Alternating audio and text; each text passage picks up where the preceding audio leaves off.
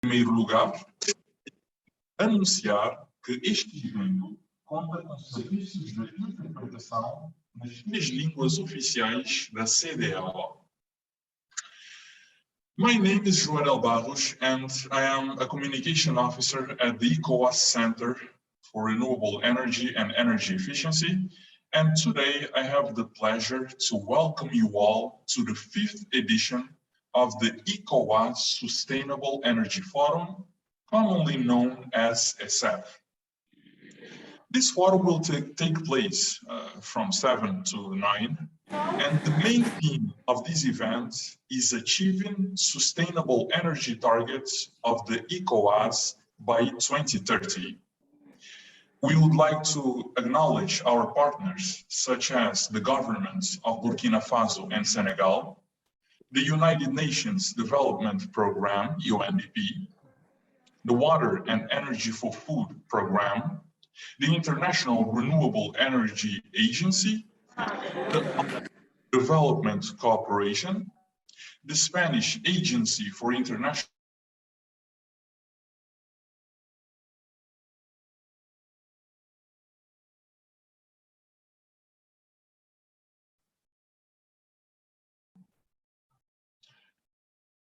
As I was saying, the US Agency for International Development, USAID West Africa, the Global Green Growth Institute, the Africa Solar Industry Association, the German Ministry of Education and Research, and the West African Science Service Center for Climate Change and Adapted Land Use, WACEC. All these partners made ESEF 2021 possible. And ESEF has been a vehicle for collaboration and transformative progress towards the sustainable energy targets of the Ecowas region. This year's forum will focus, or better, will follow up on the commitments by the Ecowas member states in their quest to achieve the regional sustainable energy goals set for 2030. The forum is organized in a format to promote exchange of ideas and cooperation to support the implementation of the Ecowas region's sustainable energy targets, and will be divided into different sessions supported by thematic areas to deep dive into the challenges still facing the Ecowas sustainable energy markets, how they are being overcome, and where the opportunities lie for speeding up the implementation of game-changing projects. Without further ado, we will kick off with the opening remarks by the Acting Executive Director of ECREEE, Mr. Ba F.M. Saho. We kindly ask all the speakers to open their videos while they'll speak. Ladies and gentlemen, Mr. Ba Saho, your attention, please.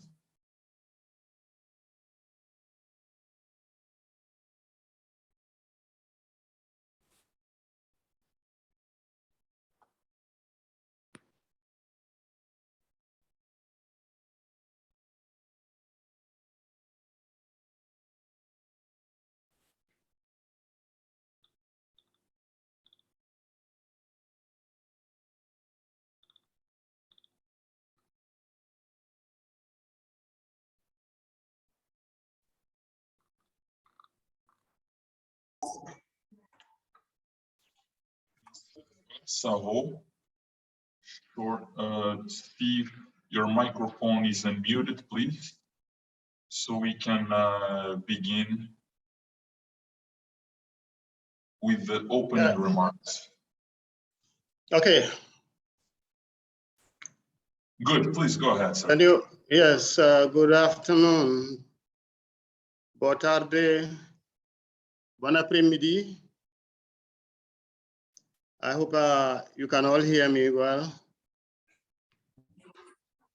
Okay, the Honorable Minister for Petroleum and Energy of Senegal, the Honorable Minister for Energy of Burkina Faso, the Honorable Ministers in charge of energy of ECOWAS member states here represented, the ECOWAS Commissioner for Energy and Mines, the Vice President of the ECOWAS Bank for Investment and Development, the ECOWAS Sustainable Energy Champion, the founder and the CEO of the Energy Nexus Network, the Director General of the Global Green Growth Institute, development partners, delegates from the ECOWAS member states, distinguished guests, ladies and gentlemen. It's a great honor for me to welcome this distinguished audience on the occasion of the 5th edition of the ECOWAS Sustainable Energy Forum, or ESEF 2021, which has been organized under the high patronage of the Honorable Minister for Petroleum and Energy of Senegal. Allow me to start by expressing my profound gratitude to our partners. This is our development partners. That's the Spanish Agency for International Development Cooperation, ICID, the Austrian Development Cooperation, ADA, the United States Agency for International Development, USAID, the African Development Bank, AFDB, the United Nations Industrial Development Organization, UNIDO, the United Nations Development Program, UNDP, the German Corporation, GIZ, including the Water and Energy for Food Program, that's W4F, the International Renewable Energy Agency, ARENA, the Global Green Growth Institute, GGGI, and the Africa Solar Industry Association, ASIA, for the invaluable support towards the organization of this forum, and indeed, our efforts to chart a sustainable energy future for the ECOWAS region. ECREEE established ESEF in 2017, the annual forum that provides ECOWAS member states the opportunity to assess the progress made at the national level towards achieving the 2020-2030 sustainable energy targets. ESEF also facilitates partnerships between ECOWAS policymakers, regional and international private sector players, financial institutions, academia, and civil society representatives that will enable the region to implement its sustainable energy agenda on schedule. In 5 years, ESEF has established itself as the go-to rendezvous for energy stakeholders' interest in West Africa. The main objectives of ESEF 2021 are to, 1, inform and raise awareness on progress made towards achievement of the ECOWAS sustainable energy targets, while highlighting the role of various stakeholders in fast-tracking future development. 2 is to share best practices and innovations in terms of technological solutions and business models in utility scale and off-grid renewable energy sector. The 3rd is to spur discussions on the role of renewable energy and energy efficiency in the recovery of economy and in building resilient value chains, including the COVID and post-COVID situation we find ourselves in. And then the 4th is highlight barriers that prevent and increase the engagement of private sector in scaling up renewable energy and energy efficiency markets in the ECOWAS region. This year's edition has 4 overarching themes. The first one is on policies and investments. The second is on green hydrogen, a potential game changer for economic growth in West Africa. The 3rd is technology and innovation. And the 4th theme is productive uses of renewable energy. Honorable Ministers and the representatives, Honorable Commissioner for Energy and Mines, distinguished delegates, ladies and gentlemen, as we know, the Ecowas region has adopted ambitious sustainable energy and energy access objectives that must be attained between the year 2020 and the 2030 horizon. The goal is crucial: to exploit the vast renewable energy potentials the West African region possesses, to utilize the current energy resources we have in more efficient manner, and to ensure universal energy access for our people. This is very important and in line with the ECOWAS region's vision for a prosperous regional energy market, which in turn contributes to the region's socio-economic development. Given our current energy access levels, it is obvious that we still have a long way to go to attain our regional sustainable energy targets. In terms of access rates, in 2020, just over 50% of the ECOWAS population had access to electricity provided by the national grid or mini-grids.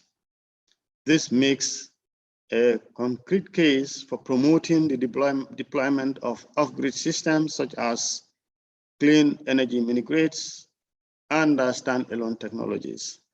These technologies will help increase electricity access as well as other forms of energy access in order to rapidly improving the access rates. Currently, less than 600 clean energy mini-grids are operational. This falls short of the regional target of 6,000 clean energy mini-grids by 2020, which has already passed. And the target for 2030 is 128,000 mini-grids. So, meaning we really have a lot, on our plate to do. In terms of the share of renewables in the overall electricity mix, we are currently at 26%, including large hydro. We are still short of 35% target that should have been attained by 2020 and the 48% goal for 2030. As far as energy efficiency is concerned, the region is still experiencing electricity losses of almost 40%, when our target is to reduce both technical and commercial losses to about 10% by 2030. All these demonstrate the need to establish robust partnerships and attract major investments. Indeed, we must double our efforts towards the creation of enabling environment that ensures increased private sector participation in the regional electricity market. All things considered, the region has, without a doubt, engaged on the path to drastically increase the share of renewable energy in the mix with additional policies and targets set at national levels. ECOWAS countries will, however, need to make more efforts in the coming years to commission new renewable energy plants of small hydropower, solar, wind, and bioenergy in order to achieve the 19% target by 2030. We must strive to ensure that several renewable energy projects under development across the region are successfully commissioned and on schedule. In addition, the ECOWAS region must effectively implement the West Africa Clean Energy Corridor or WACEC initiative, adopt a regional perspective in power planning and procurement, and exploit options to import power from neighboring countries where it makes sense. Exploit the growing demand for electricity from huge consumers and the West African power pool countries and integrate into the rapidly evolving regional electricity market and develop additional cross-border transmission infrastructure to continue the efforts for facilitating regional power trade.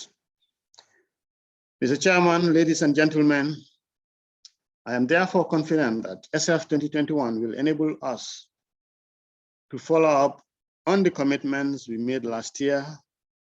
It will afford us the opportunity to share lessons learned, foster knowledge exchange, disseminate best practices, and dialogue about the state-of-the-art technological and financing innovations and effective policies to support a more sustainable energy.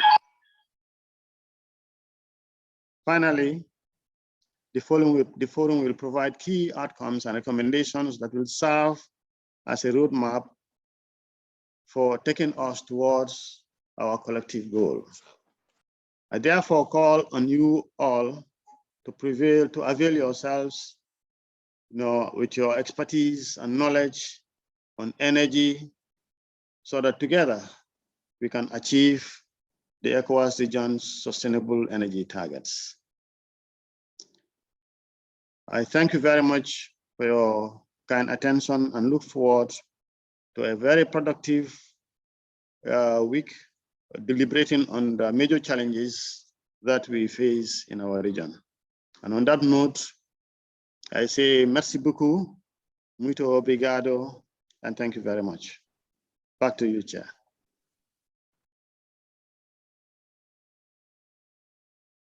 Thank you so much, Mr. Saho, for your welcome remarks.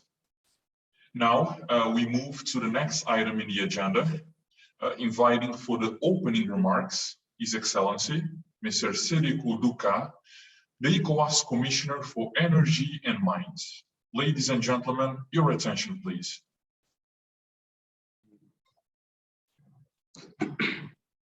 Oui, merci beaucoup, mesdames et messieurs.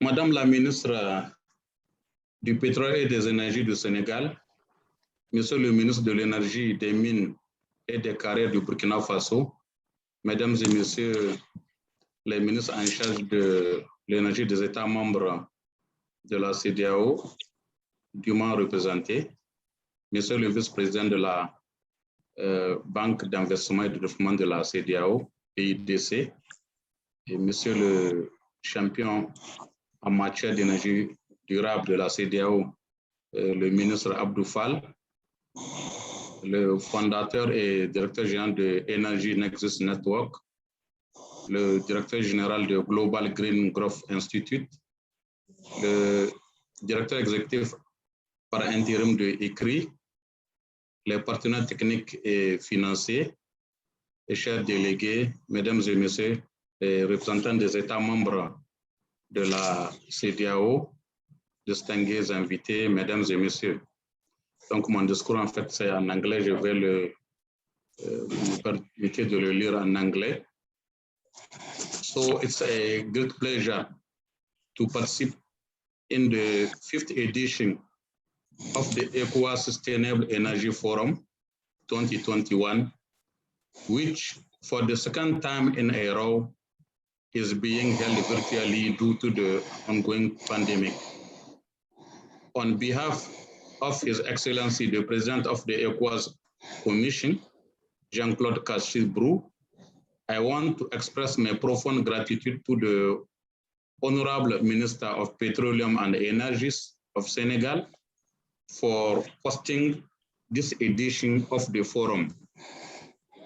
I also want to appreciate the UNDP, the Water and Energy for Food program, ARENA, the Austrian Development Cooperation, ADA, the Spanish Agency for International Development Cooperation, ICID, the Global Green Growth Institute, 3GI, and the Africa Solar Industry Association, AFSIA, for their support in the organization of this edition.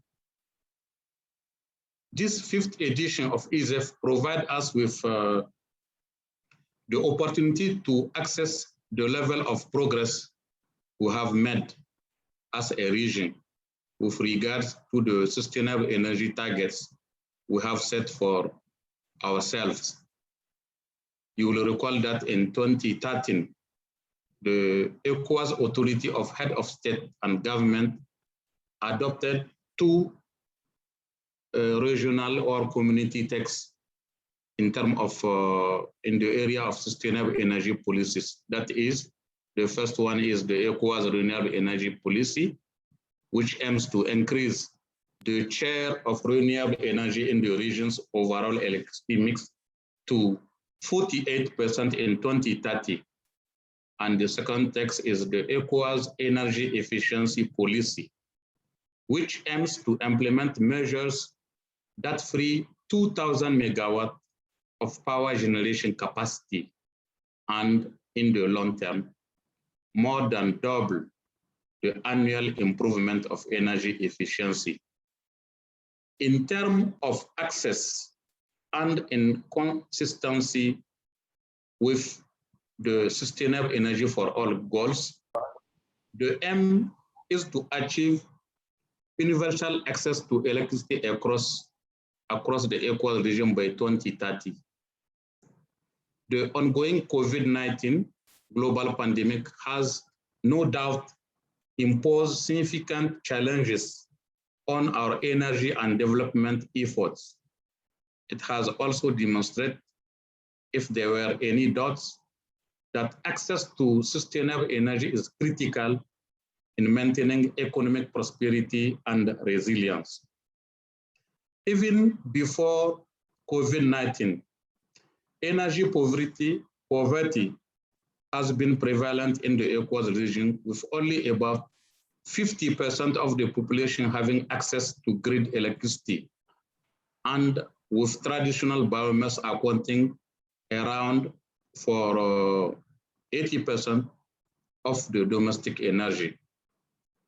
The main challenges facing the regional electricity market that include the constant deficit in generation and transmission of electricity, high tariff, high reliance on hydrocarbon resource, and lack of adequate investment in clean energy technologies are on the way to be solved despite some difficulties. As you know, all now, or actually 9 Ecowas member countries are interconnected. The remaining 5 will be interconnected next year in 2022, as 2 main regional projects will be completed. The first project is the interconnection between Cote d'Ivoire, Liberia, Sierra Leone, and Guinea, which aim to construct 1,300 kilometers.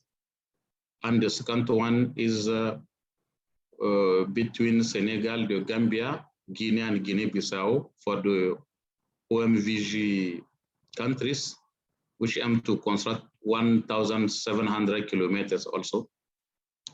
Then there is a third one with the completion of the WAP, the West African Power Pool Information and Coordination Center, ICC. And that center will operate as a regional operator for selling and buying electricity in the region. The need for reliable and affordable clean energy to accelerate sustainable development for the over 380 million citizens of the Ecowas remain a top priority for the region's leaders and the policymakers. To achieve this, the Ecowas region is committed to harnessing its vast renewable energy potential for sustainable economic growth. The regional sustainable energy policies adopted in 2013 and 2017 have enabled the Ecowas member states to define a common vision for increased use of renewable energy sources, such as solar, wind, hydro, and biomass for electricity generation, and other energy services, and to increase the share of renewable energy in the region's overall electricity mix, and to interconnect the regional electricity market to allow for reliable and affordable electricity supply to Ecowas citizens. Even with significant progress, challenges are still preventing the scale up of viable regional sustainable energy market.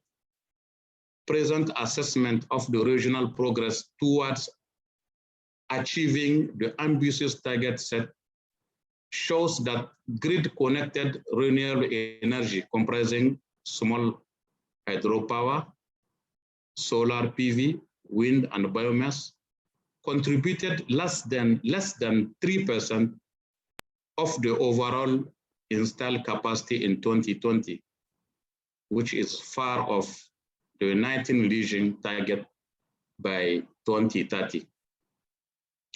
The Ecowas Master Plan for the development of regional power generation and transmission infrastructure 2019-2033 aims to generate 16,000 megawatt, in which 70% should come from renewable energy, equivalent approximately of 11,000 megawatt, and in which this renewable energy, 30% should come from solar and wind, which represent 3,000 megawatt. So it's why we have several, actually we have several regional projects on solar park in some of our countries. To achieve the Ecowas region's ambitious sustainable energy target, the region needs to examine the challenges still facing the Ecowas sustainable energy market sector, how they are being overcome, and foster concrete progress by bringing together major stakeholders from within and outside the region to ensure the urgent implementation of game-changing projects. This decade is critical for the region and indeed for the world. It's imperative that we make the right policy choice to ensure that investments keep pace with the needs of energy infrastructure development if we are to achieve the region's sustainable energy target by 2030. We are making progress with the West Africa Solar Corridor Initiative, which was adopted by the Ecowas Head of State and Government in 2017. This initiative, when fully implemented, will allow the region to speed up the attainment of our regional renewable energy targets by developing utility-scale renewable energy-based power and integrating SEM into the West African power systems. In the off-grid space, we are working with the World Bank on the Regional Off-Grid Electricity Access Project, which aims to increase access to sustainable electricity service through standalone systems. Similarly, we are also collaborating with the African Development Bank, ADB, on the initiative DZ to Power West Africa Regional Energy Program. The objective of the program is to accelerate regional scale development of solar power generation, transmission, and decentralized solar power project. Indeed, as we all know, off-grid solutions remain the only likely solution of getting electricity to our rural populations for domestic and productive uses if we are to meet the target of sustainable energy for all and the Sustainable Development Goal 7 by 2030. I remain confident that through our combined effort, we will diversify our energy resource availability, improve energy security, and foster investment opportunities and job growth. Scaling up renewable energy also offers a comprehensive opportunity to avoid locks in with carbon-intensive infrastructure and leapfrog towards a low-carbon future. We must therefore carry on the urgent task of mobilizing the required financing and investment for the Ecowas region sustainable energy sector. So on behalf of His Excellency the Ecowas President, I am honored to declare the 5th edition of the ESEF open.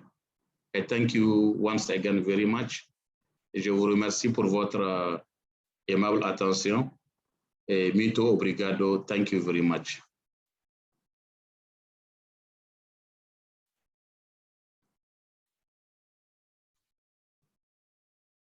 Thanks to His Excellency, Mr. Sediko Duka, the Commissioner of Energy and Mines of the ECOWAS Commissioner, for the opening remarks. Now, we have the pleasure to invite for the keynote address, Her Excellency, the Minister for Petroleum and Energies of Senegal, Madame Aïssatou Sophie Gladima. Ladies and gentlemen, your attention, please.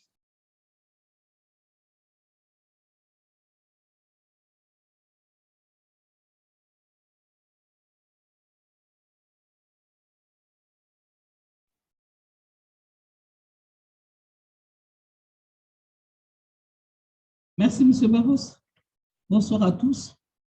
Monsieur le ministre de l'Énergie et des Carrières, chers collègues de la FASO, Messieurs les ministres en charge de l'énergie des États membres de la CEDEAO, Monsieur le commissaire à l'énergie et aux mines de la Commission de la CEDEAO, Monsieur Sediko Duka,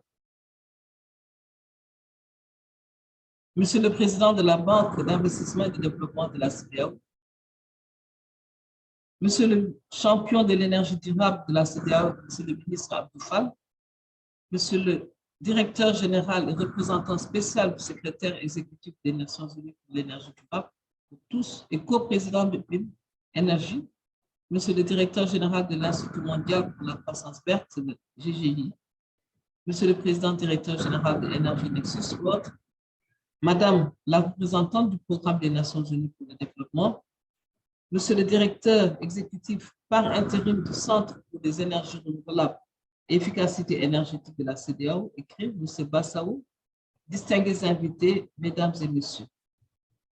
Permettez-moi d'abord de vous souhaiter la bienvenue et de vous exprimer tout l'honneur et le plaisir que j'éprouve à procéder à l'ouverture de ce forum de la CEDEAO sur l'énergie durable. Mais de féliciter également mon ami Bao pour la tenue de ces élections en Gambie dans la paix et la stabilité. Une joie qui est d'autant plus grande que nous enregistrons la présence d'éminentes personnalités malgré le format de notre rencontre en mode virtuel imposé par le contexte de la crise sanitaire. Le Sénégal, comme la quasi-totalité des pays de la planète, n'a pas été épargné par cette pandémie, observée depuis 2 ans, et qui a fini d'installer dans le monde une crise sanitaire et économique sans précédent, avec comme conséquence un ralentissement considérable du niveau de croissance internationale et nationale. Ainsi, le fait d'organiser cette rencontre en mode virtuel montre notre capacité de résilience qui nous a permis de ne pas être dépassés par la situation. C'est pourquoi le gouvernement du Sénégal réitère une fois de plus ses remerciements les plus sincères à la communauté économique des États de l'Afrique de l'Ouest, la CEDEAO, d'avoir choisi notre pays pour procéder au lancement des activités de l'édition 2021 du Forum de l'énergie durable de la CEDEAO, ESEF 2021. Cela constitue une reconnaissance de la forte volonté et de l'engagement politique du gouvernement et du peuple sénégalais vers l'intégration régionale sous son leadership, à savoir son Excellence M. Macky Sall, président de la République. À ce propos, il me plaît de rappeler que le chef de l'État du Sénégal fait de l'unité et de l'intégration régionale des valeurs fondamentales de sa pensée tant économique que politique. Et je pense qu'il a eu à le souligner encore une fois de plus hier, lors du Forum de la paix et de la sécurité, où des discours très enrichissants ont été prononcés par le ministre du Niger, mais également d'autres personnes qui ne font pas partie de la CEDEAO, le ministre de l'Afrique du Sud. Ainsi, donc, la politique d'intégration énergétique de la CEDEAO représente pour notre pays un moyen efficace de l'engagement de la communauté internationale à mettre en œuvre l'agenda 2030 qui inclut les objectifs de développement durable adoptés par les Nations Unies en septembre 2015. Ainsi, il convient de rappeler que l'ODD numéro 7, relatif à l'accès de tous à des services énergétiques fiables, durables, modernes, mais surtout à un coût abordable, retient la plus haute attention des chefs d'État et de gouvernement de la CEDEAO. En effet, notre région souffre d'un déficit énergétique qui, en partie, justifie ses difficultés économiques alors qu'elle dispose d'énormes potentialités en énergie renouvelable, solaire, hydroélectricité, biomasse et éolien. C'est pourquoi, et j'en passe, aujourd'hui nous pensons que l'hydrogène aussi va venir s'y rajouter. C'est pourquoi nous devons tous nous engager pour arriver au plus tard en 2030 à assurer un accès universel à l'énergie et notamment à l'électricité, doubler le taux d'amélioration de l'efficacité énergétique afin de diminuer la consommation totale d'énergie, doubler la part des énergies renouvelables dans le mix énergétique global. Pour atteindre ces objectifs, le Sénégal, à l'instar des autres pays de la CEDEAO, a développé et validé en 2015 son plan d'action national sur les énergies renouvelables. L'efficacité énergétique et le programme d'action de l'énergie durable pour tous, en anglais Sustainable Energy for All, C4All, ainsi que son prospectus d'investissement avec l'appui technique et financier de l'ECREEE. À cet effet, permettez-moi encore de remercier cette organisation pour son soutien déterminant, ainsi que son rôle de coordination des activités de C4All au niveau régional et de suivi de la mise en œuvre du corridor d'énergie propre de l'Afrique de l'Ouest.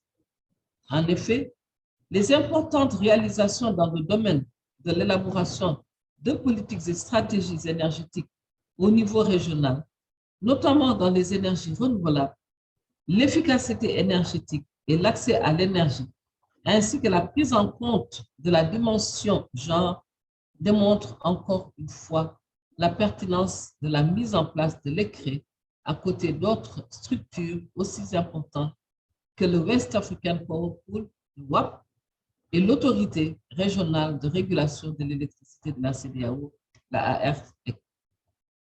Mesdames et messieurs, chers participants, pour le Sénégal, l'enjeu est de disposer de l'énergie en quantité et qualité et à un coût abordable, tout en assurant un accès universel aux services énergétiques modernes dans le respect des principes d'acceptabilité sociale et environnementale.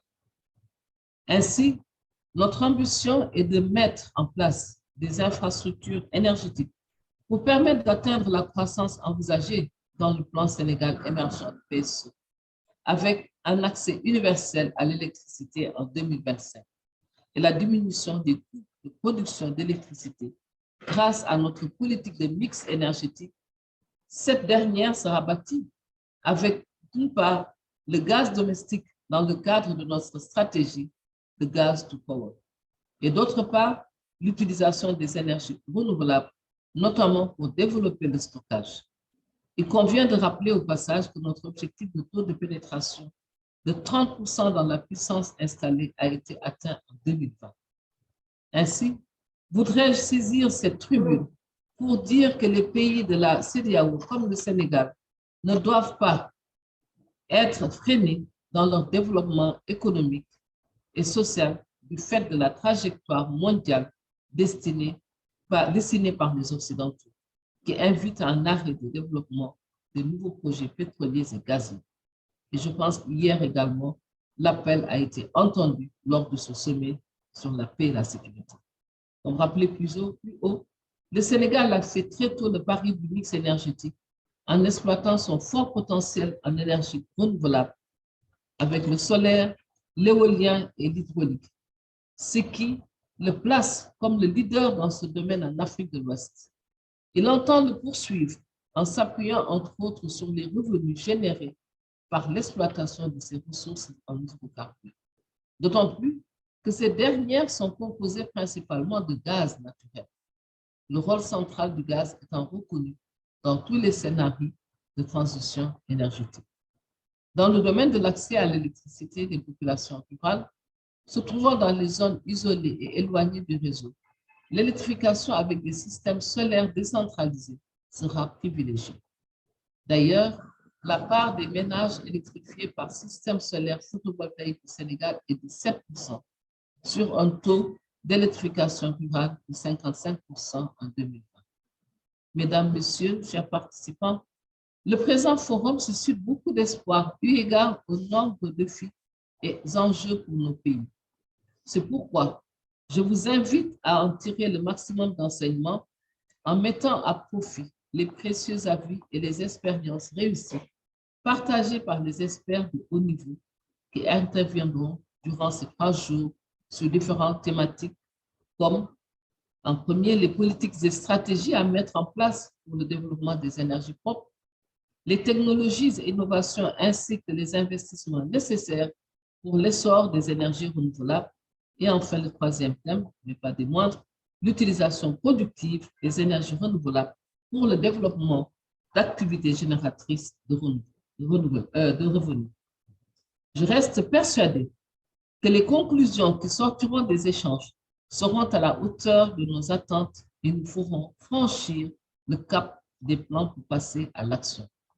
Je tiens à remercier tous les participants techniques et financiers, ainsi que les personnes ressources qui se sont mobilisées pour le succès de cette manifestation. Monsieur Sidiki, vous avez lancé l'ouverture. Je ne savais pas qu'on devait co-ouvrir, mais c'est un plaisir de dire également que je souhaite plein succès à ces travaux et que je déclare ouvert ce forum de l'énergie durable de la CEDEAO édition 2021. Je remercie tout le monde de votre aimable attention et vous souhaite mes travaux. Merci à tous. Our thanks to Her Excellency, Minister for Petroleum and Energies of Senegal, Madame Assatou Soufi Gladima. Once more, we thank all the participants for the opening session. We're right on time. And now we would like to invite everyone for a group picture. And the way that we're going to do it is by asking everyone to please open their videos for a brief moment where we will take the picture. So I'll repeat again. We would like to kindly ask all the participants to briefly open their videos for a group picture.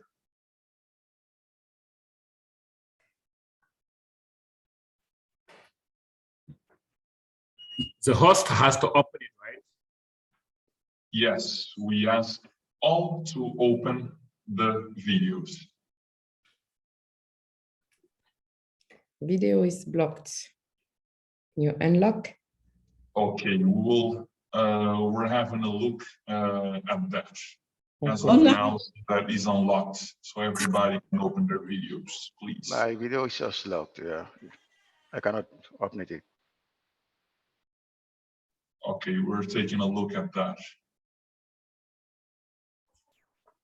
C'est lui qui rejoue. On n'arrive pas de nos caméras.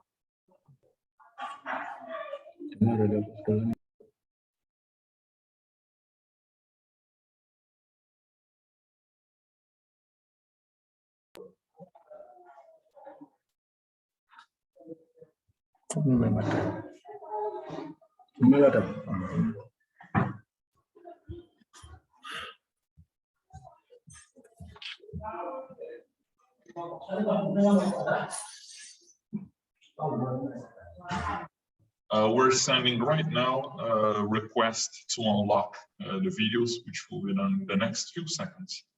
You can unlock, please, and be ready for the picture. Okay, we're seeing more faces. That is good.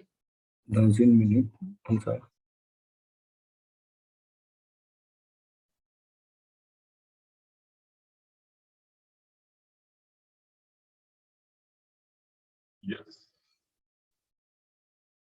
And prepare the smile as we're taking the picture.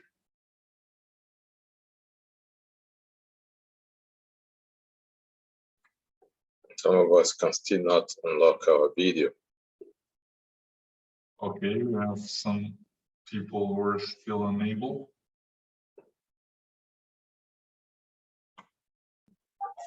You can try now.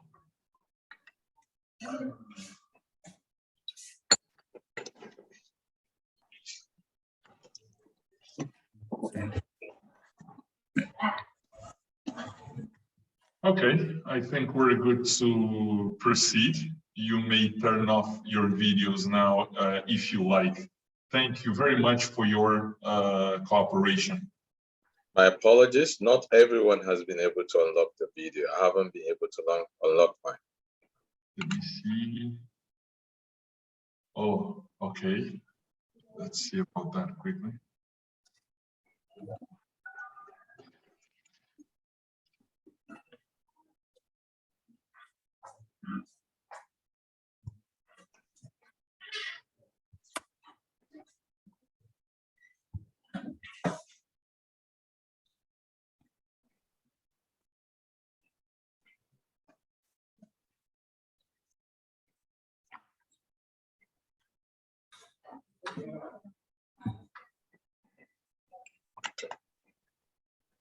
Perfect.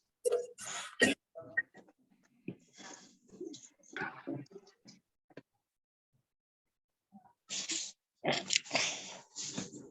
picture has been taken. Thank you. We'll add that picture digitally.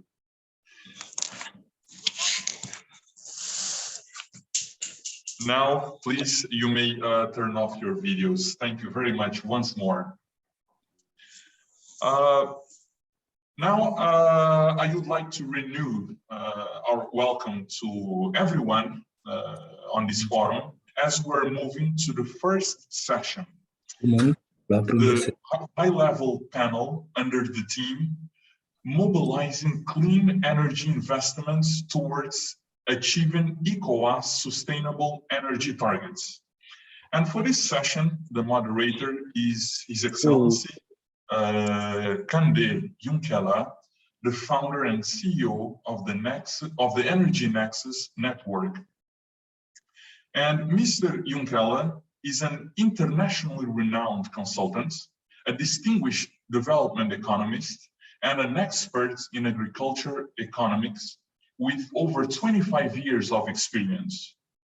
He is founder and CEO of the Energy Nexus Network, a regional ecosystem hub for sustainable energy solutions. Previously, he served for almost 2 decades in the United Nations system, including as Under-Secretary General and Special Representative of the UN Secretary General for Sustainable Energy for All and founding Chief Executive Officer for the Sustainable Energy for All, the C4All initiative. He also served 2 4-year terms as the Director General of the United Nations Industrial Development Organization. Ladies and gentlemen, your attention please to His Excellency Kande Yunkela, to whom I would like to invite to take over the panel for the next 60 minutes. Your attention, please. Thank you very much. Thank you for your kind introduction, distinguished guests, ladies and gentlemen. I'm very honored to be chairing and facilitating your dialogue for the next 1 hour. Thank you, ECREEE and Ecowas, for keeping the attention focused on how we scale up investments and deployment of technology in clean energy solutions in our sub-region. I think from the keynote speakers, you've heard some of the challenges we face, some of the progress that we've made, and also the urgency that we increase access to energy services in Africa in general, but our sub-region in particular, and also some of the opportunities and the resources that God has given us in our sub-region. We have a very distinguished panel that can look at some of these issues for you. We want to make it interactive, so we'll plead with our colleagues who will be speaking to do 5 minutes so that I can come back to them with questions. And if time allows, maybe in the chat room, people can also pose questions for them to answer. A very distinguished panel of speakers, but first we want to set the stage, and we're honored to invite one keynote speaker and another that will be joining us by video to frame the issues for us and put it in context. And so first I would like to invite Dr. Christelle Odongo-Brown, the UNDP Regional Hub for West and Central Africa, to do a keynote presentation for us. Thank you for joining us. Dr. Brown, over to you. Thank you. Sorry, thank you very much, Dr. Yumkela, and good morning, good afternoon to all distinguished participants, guests, dear ECREEE colleagues. It's a real pleasure for me to give this keynote presentation to set the scene of this really key and critical issue of mobilizing clean energy investment towards achieving ECOWAS sustainable energy targets. I may share my slides unless you want to show them on the screen, but I can also just share them. Let me see here.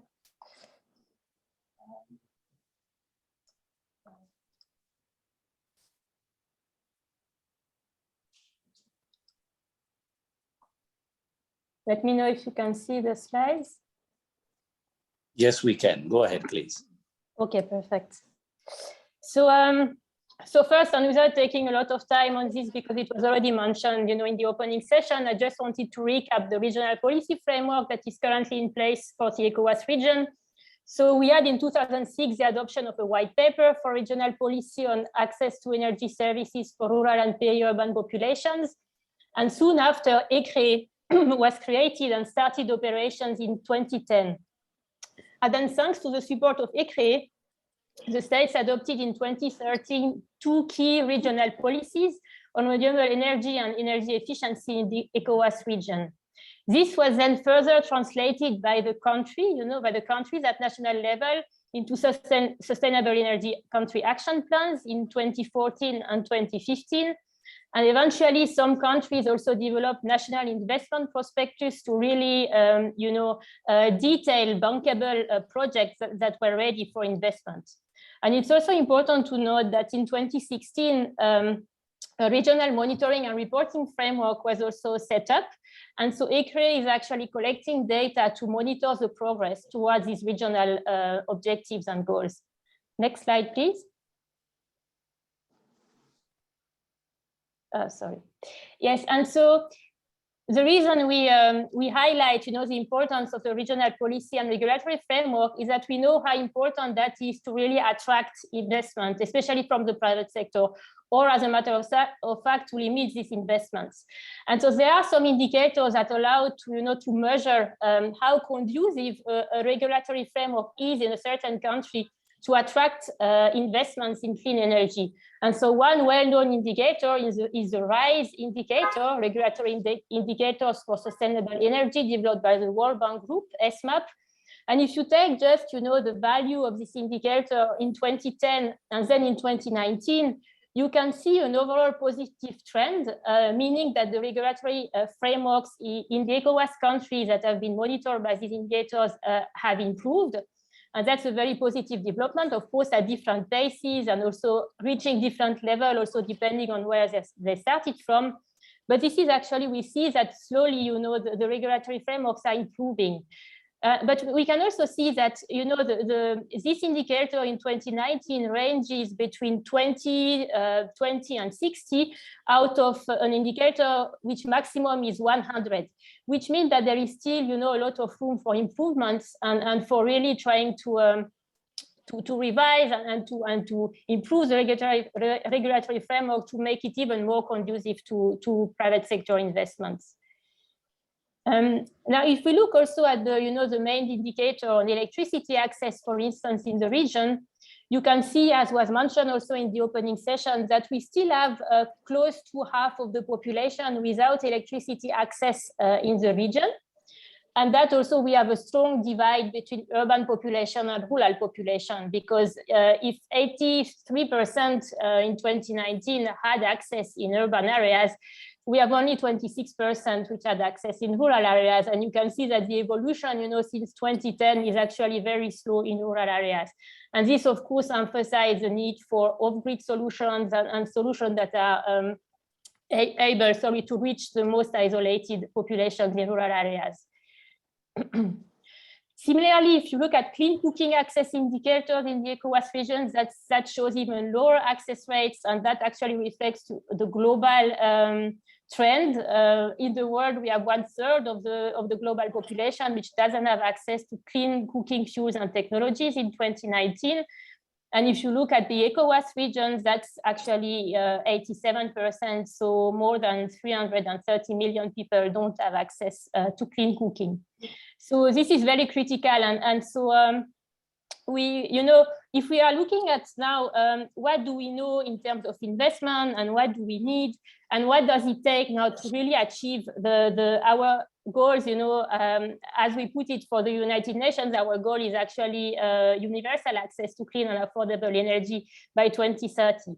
So we know that actually globally, you know, we need around 35 billion to 40 billion US dollars per year to reach universal energy access by 2030. And we also know that while 2/3 of the population is located in emerging and developing countries, actually it's only 20% of the clean energy investment that reach these countries. So we see the strong discrepancies and the need really to accelerate these investments of clean energy in developing countries where it doesn't reach them yet. We also know it's an interesting also new data that we uncovered that $423 billion annually are spent on fossil fuel subsidies. So here also, you know, there is maybe a need to explore now with governments if some of these subsidies could be redirected, of course, with a lot of care and in a very inclusive manner to clean energy investments. So conscious of all these challenges, the UN has been trying, you know, the United Nations as a whole has been trying this year to really raise try to bring really this energy crisis on top of the political agenda globally.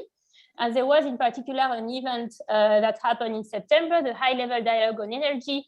For the first time for 40 years, the UN General Assembly spent actually half a day discussing energy and how to increase investment and for clean energy access. And so among, you know, the outcomes of this high-level dialogue on energy, there were commitments that have been made through so-called energy compacts. So over 150 energy compacts were issued by governments, by private sector, by development partners, including UNDP. I will come back to it later in this presentation. And so overall, we had $400 billion committed to clean energy by governments and private sector this year through this event. And also a number of goals also being set by these different stakeholders. More recently, you've also probably heard of the COP26 in Glasgow, where also here there were some interesting outcomes related to energy and some further commitments being made. So I've listed a few here. I won't go through them. I don't think there is time for that. But what is important is on the right on the slide, you can see that actually 13 out of the 15 countries of ECOWAS submitted a nationally determined contribution. So this is a document which summarizes the ambition in terms of mitigation and adaptation. And these 13 LDCs were actually included enhanced, levels of ambition in mitigation and adaptation. And they also all included the energy sector. And in fact, the two countries that didn't submit, before the COP are actually preparing the same documents, and we are also expecting them to submit soon. So this is an interesting development, and we can see, and we will see, moving forward, it will also be interesting to see how these NDCs that are not limited to energy, but that include energy as a key sector, can also be used as instruments to really mobilize partners and investments to help governments achieve their goals. And then, of course, also the regional, the global goals. Another interesting development is that the UN agencies also pulled together to develop a renewable energy offer for the Sahel. So this is in the scope of the UN integrated strategy for the Sahel, the so-called UNIS, which is a strategy that includes, not only energy, it has governance, it has security, it has resilience. A part of this strategy is really one of the priorities is to actually also increase access to sustainable energy in the Sahel. And the Sahel, as the UN understands it in this strategy, includes 10 countries, and you see most of them are in the ECOWAS region. You have the map here. And so what was achieved so far is really to develop a conceptual framework. You can find it online, which really defines the priority of the UN moving forward and what we believe are our comparative advantage. And we really, if you look at the document, we really focus on grid, again, linked with the agricultural sector and how, energy can be used to enhance basic services like health and also productive use. And I've just included here on the right, you can see there was an announcement recently that Arab funds have also committed already to allocate $1.6 billion for this strategy overall. And of course, now we are working on how this can be operationalized on the ground. So UNDP, we have indeed, of course, responded to this call for action. And we have also issued an energy compact, which is very ambitious. And said that we want to provide access to clean and affordable energy through strategic partnerships and targeted stakeholder engagement to 500 million people globally. So we don't have the details as to how much this represents in the ECOWAS region, but the point is that really we are scaling up also our energy offer and trying to really work more with government. And we have here developed 5 service lines. You can see them on the right, which ranges, from policy advisory to support for improved digital, data for energy planning and so on. And of course, innovative business models and financial mechanisms in the sector. And finally, I will finish just on a few success stories that we can also already present. As UNDP, we have a large-scale access program that is starting now called the African Linguist Program in partnership with the Africa Development Bank and Rocky Mountain Institute. It is mostly GEF funded, so funded by the Global Environmental Facility in 18 countries, including 6 in the ECOWAS region, really focused on mini-grids. But we also have Solar for Health, a program for the electrification of healthcare facility, where we have also learned, from years of implementation in the field. And we are now trying also to explore scaling up this program with innovative business and financing models. And finally, the climate promise. I was mentioning NDCs earlier. So UNDP has supported 120 countries actually enhance their ambition in mitigation and adaptation, but also, of course, in this region, really work with governments to see how now we can go, from the pledge to the impact.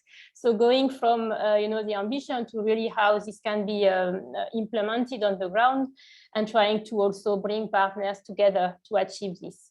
And finally, one that is not shown here, but we also do have a project with Burkina Faso, Mali, and Niger, that is implemented by UNOPS and UNDP in partnership with ECREEE and under the leadership of the Liptako-Gourma Authority. So it's in the cross-border region of Burkina Faso, Mali, and Niger. And I mention it because through this project, we are doing a number of enabling activities to also, trying to improve the environment for clean energy investments. We are setting up in the 3 countries multi-stakeholder dialogue platforms. So to really, have everyone at the same table, private sector, governments, development partners, and trying to see what are the barriers and how to best address them. And we have other, activities going on in the scope of this project, including, how to provide energy access in very fragile regions like this cross-border region in the Sahel. So I think I will stop here. I hope I did a good job in setting the scene, and I'm sure now we have very interesting contributions from the panelists. So thank you very much, and back to you, Dr. Yumkela.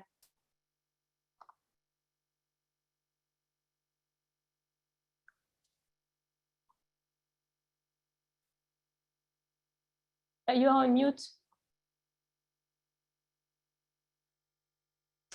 Thank you very much, Dr. Brown, for that presentation. You mentioned a number of items here. I will not attempt to summarize all, but you gave us some indicators from the RISE analysis of the World Bank, where we are in terms of regulatory atmosphere, the fact that we still have about 50% of our population in the sub-region without access to electricity, but also thank you for informing us of some of the outcomes from the high-level dialogue and also COP26.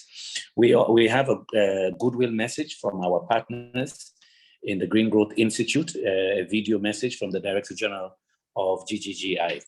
We'll play the video now. Can we have the video, please?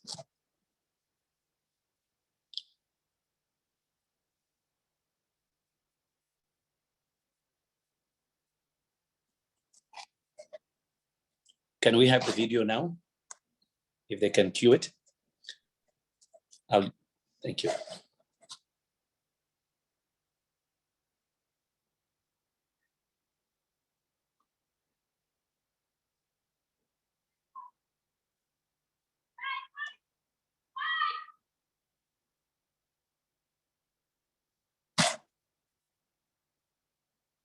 South Korea, established some 10 years ago.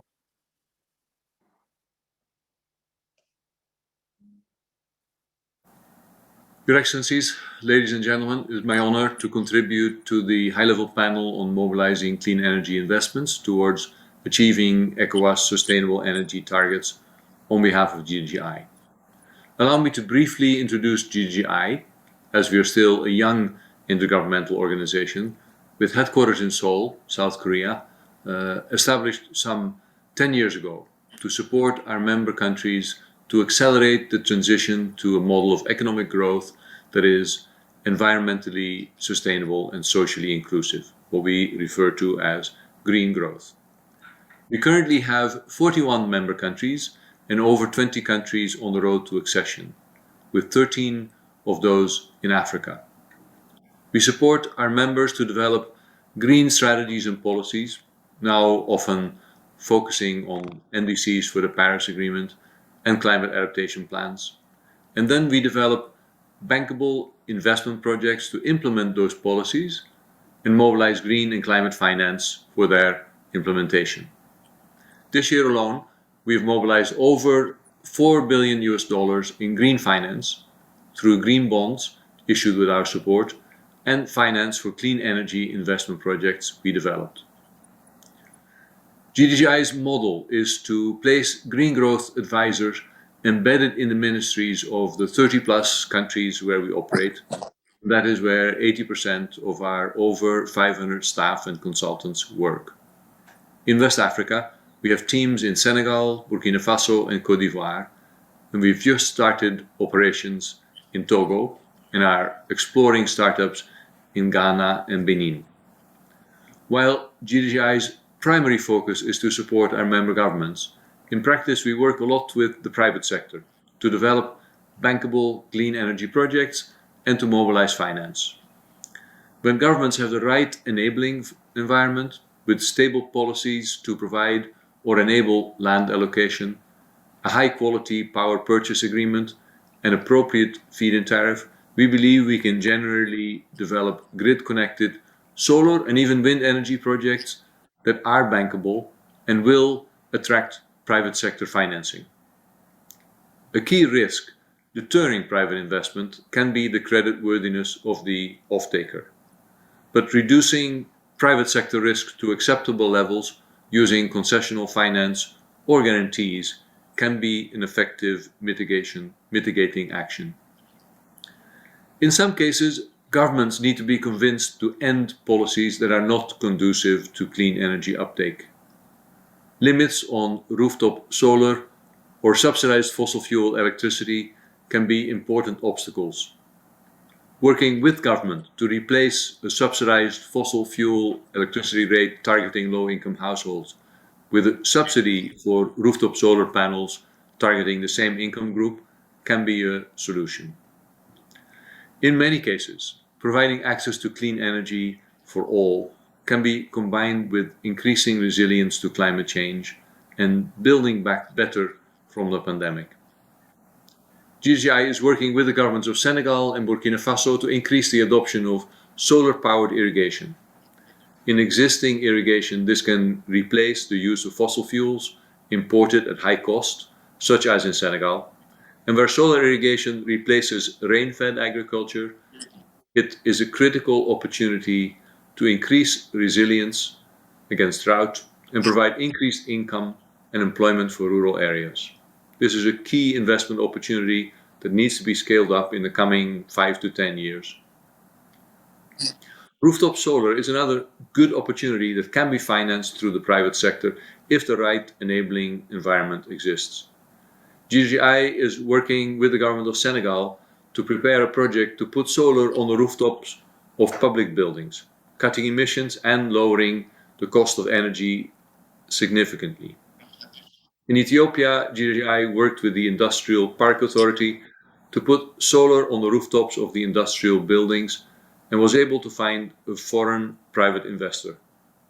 In Colombia, GGI worked with a private project developer this year to convince InBev, the world's largest beer company, to invest $250 million to put solar panels on the roofs of 30,000 off-grid rural stores that sell their Bavaria beer brand. Similar opportunities need to be developed everywhere in Africa. A little bit more difficult, but more and more feasible, is to develop bankable projects for community-scale solar mini-grids with battery storage, preferably combined with solar pumping for drinking water and irrigation. Such integrated clean energy projects at scale are a massive investment opportunity across Africa. And GGI believes that working closely with governments, the private sector and financial institutions, this can and should be scaled as essentially commercial investment opportunities with a minimum of slower and difficult to access concessional finance to mitigate investment risk. We believe that green bonds will be the next opportunity to explore in Africa. Green bonds are a rapidly growing market globally with demand far outstripping supply. Developing the necessary green taxonomies, putting in place the necessary sustainable bond frameworks, and supporting bond issuance for governments, development banks, as well as commercial banks is something GGI is now doing for a rapidly increasing number of countries, and we will be looking to do more of that in Africa as well.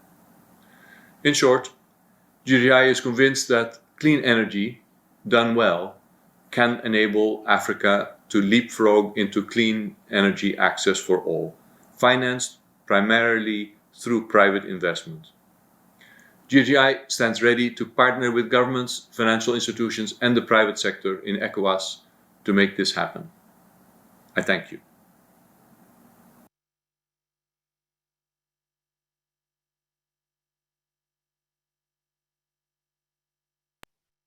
You are muted. We thank the Director General of GGI for his opening statement and for giving us several financing options, including green bonds that can scale up green investments in the energy sector in West Africa.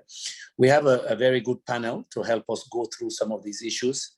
We'll give each panelist about 5 minutes at the beginning to give general comments, but also please focus.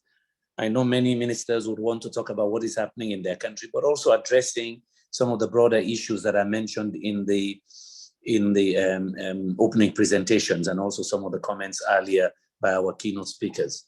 Having said that, therefore, I turn immediately to our panel. It is my privilege to invite His Excellency Bashir Ismail Ouedraogo, Minister of Energy of Burkina Faso. You have the floor, sir. Thank you very much, distinguished guests and everybody. And I'm pleased to have the opportunity to talk about the opportunity in clean energy investment.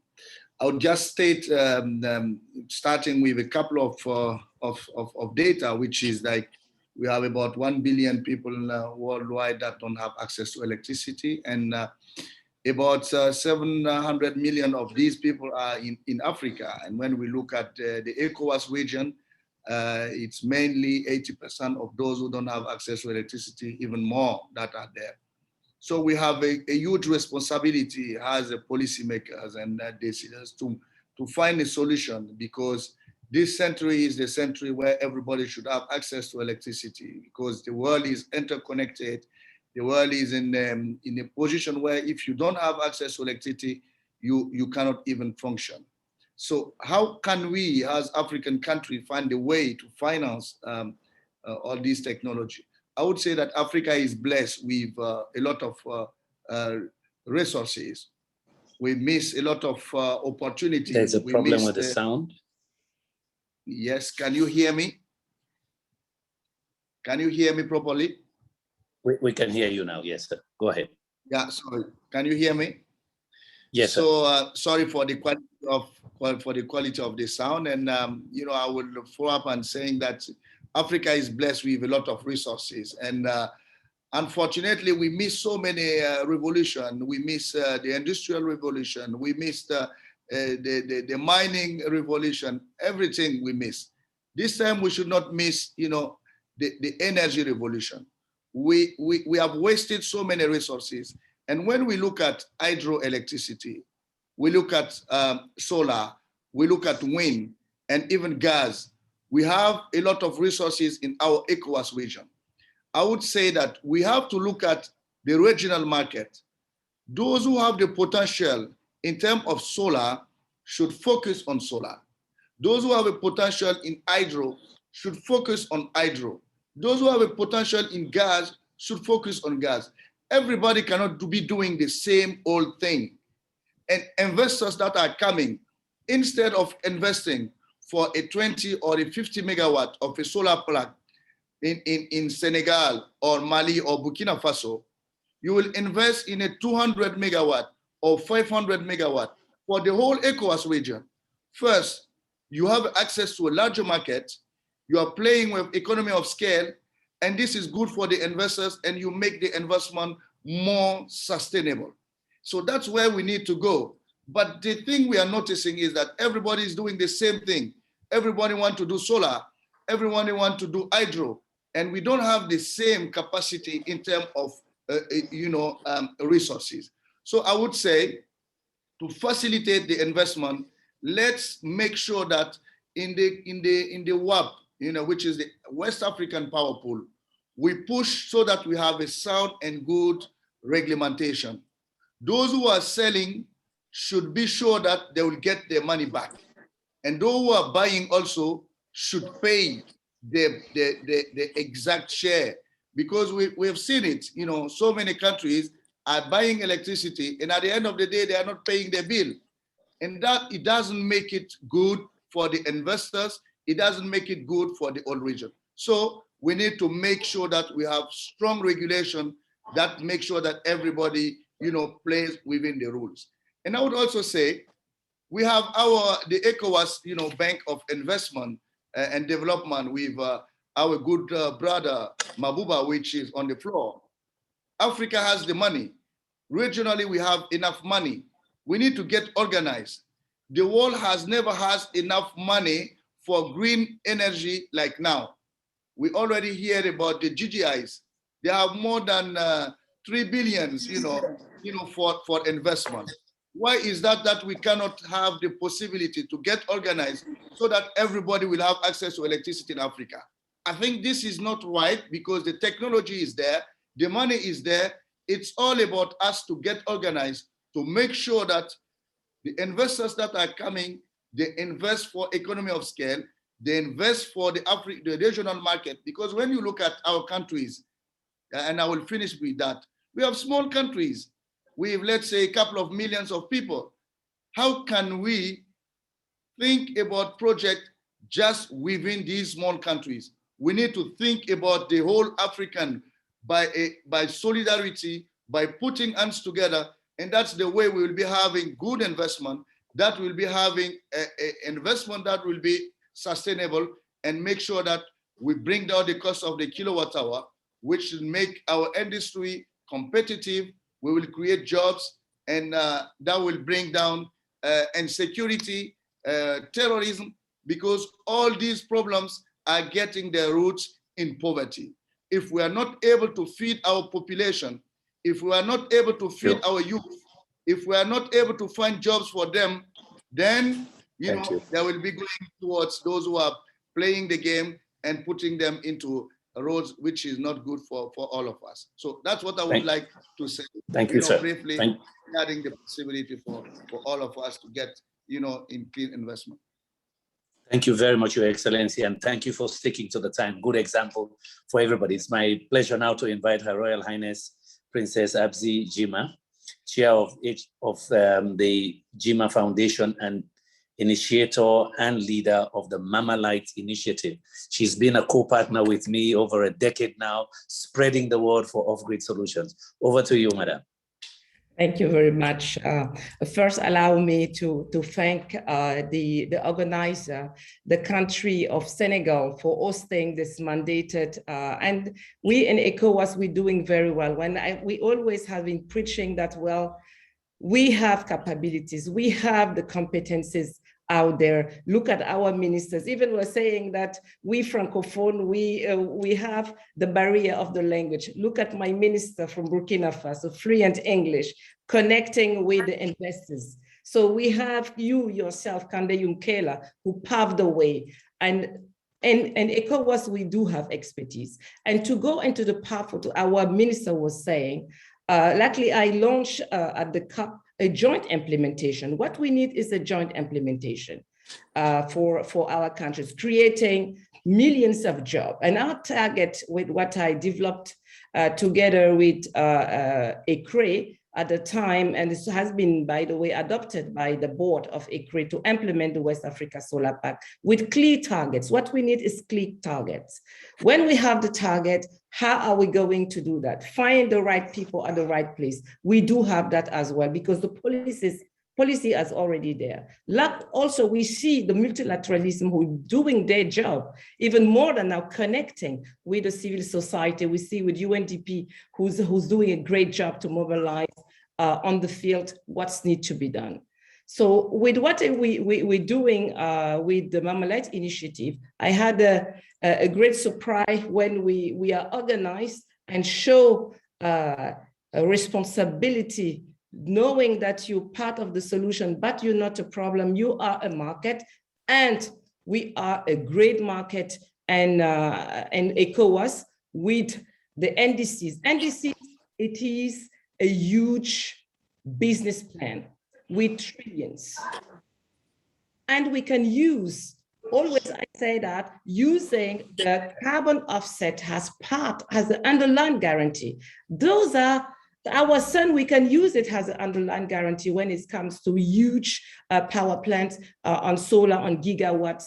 We do have those projects with the African Development Bank. That's my minister has a strong leadership on that with the Desert to Power project. What we do need as well is to involve the locals initiatives. Like I said, I've been doing so long. You need to have that. The game changing, it is trust your people, trust your capability, that they are capable. The technology is there, and service.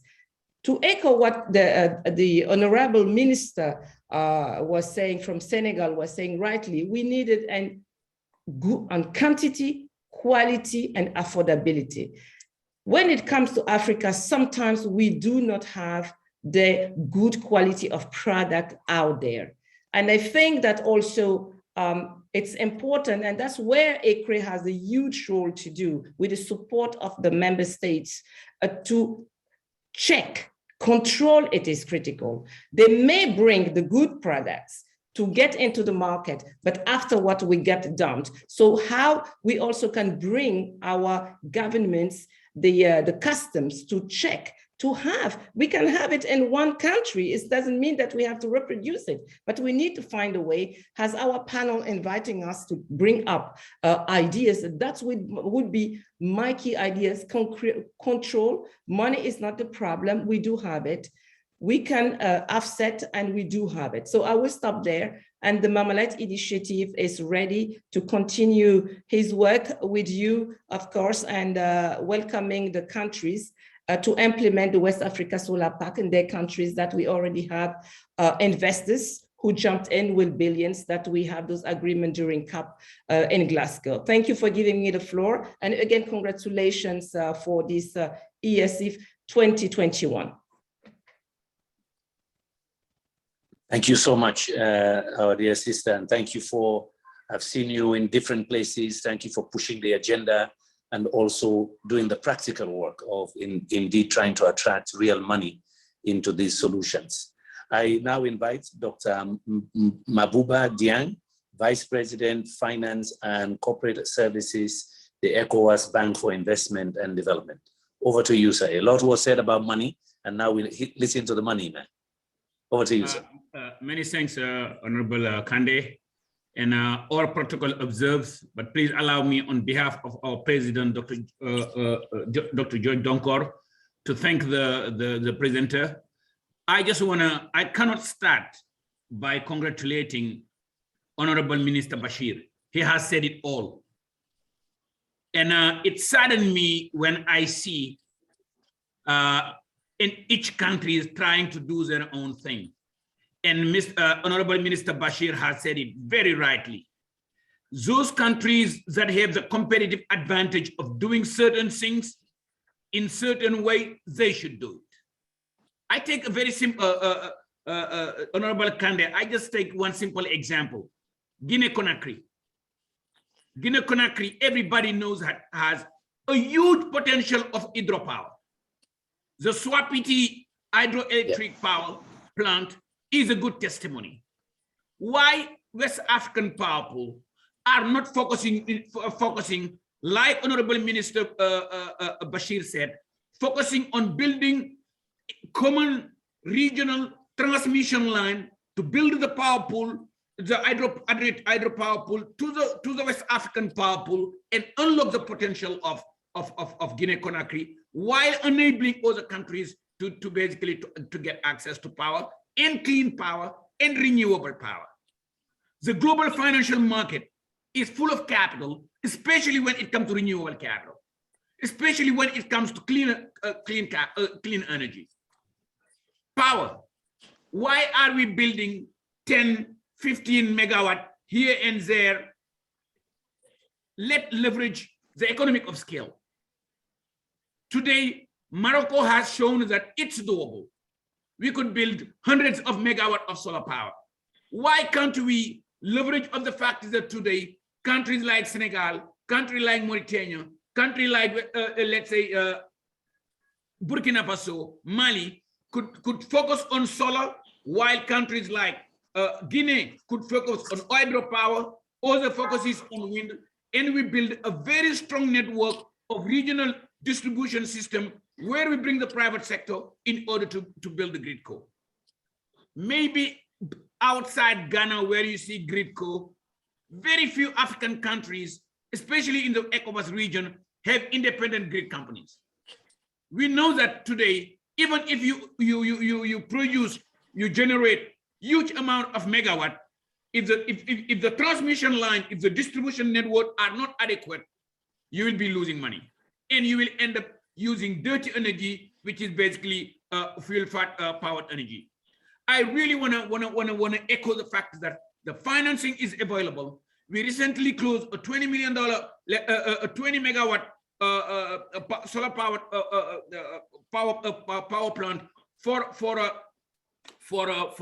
Sierra Leone, and using very innovative financing based on export credit agencies, you know, riding alongside our Arab partners through the Arab Africa Trade Bridge Program. And I have the pleasure to show you that those kind of financing structure. I don't know if somebody can give me the floor. Okay. And if you see here, we have partnered with German companies, European companies under the Euler Hermes ECA cover, bring along El Swidi, which is an African giant, leveraging the Arab Africa Trade Bridge Program, the Intra-Africa Trade Program, and to support a country like Sierra Leone to build, let's say, to have access to ECA financing platform in order to build their power plant.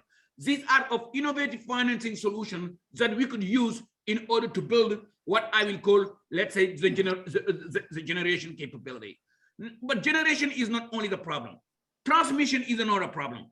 And I have the pleasure also to show you there are other type of financing solutions that we could potentially use. And just give me 1 second to allow me to show you what we could do on the transmission side. Just give me 1 second.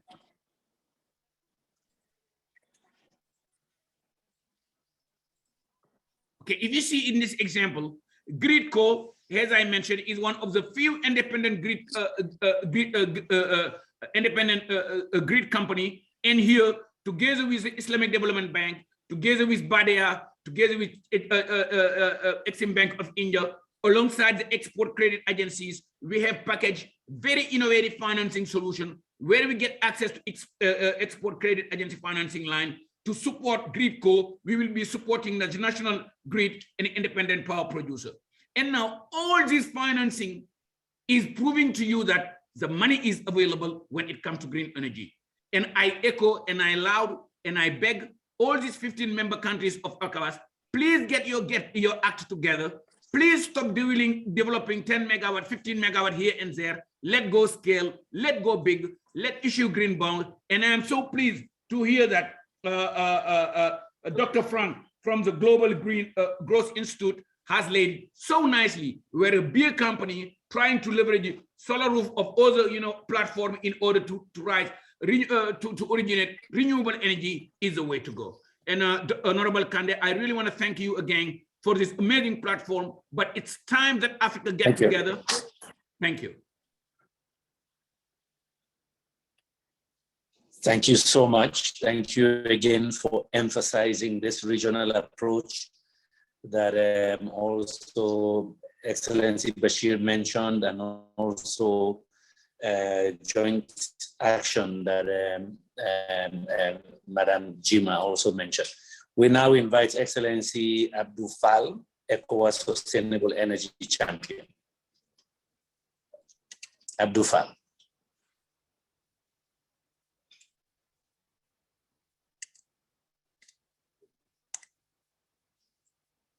Abdou, I think you may be muted. Vidéo. C'est bon? Hello. C'est bon? While we wait for Abdou, are you on now? Yes. Yeah, please go ahead, sir. Yes.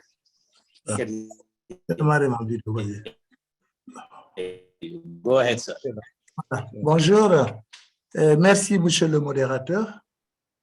Permettez-moi. Now we lost you. Voilà. Permettez-moi d'abord de. Please go ahead, sir. Voilà. Merci, monsieur le modérateur. Permettez-moi d'abord de remercier et féliciter toutes ces personnalités ici présentes, en particulier les ministres des énergies de nos pays respectifs qui soit sont présents, soit se sont fait représenter, en particulier Madame le ministre du Sénégal qui nous a gratifié de la présidence de cette importante rencontre. La première observation que je voulais faire, c'est mettre l'accent sur le nouveau défi auquel notre sous-région est confrontée.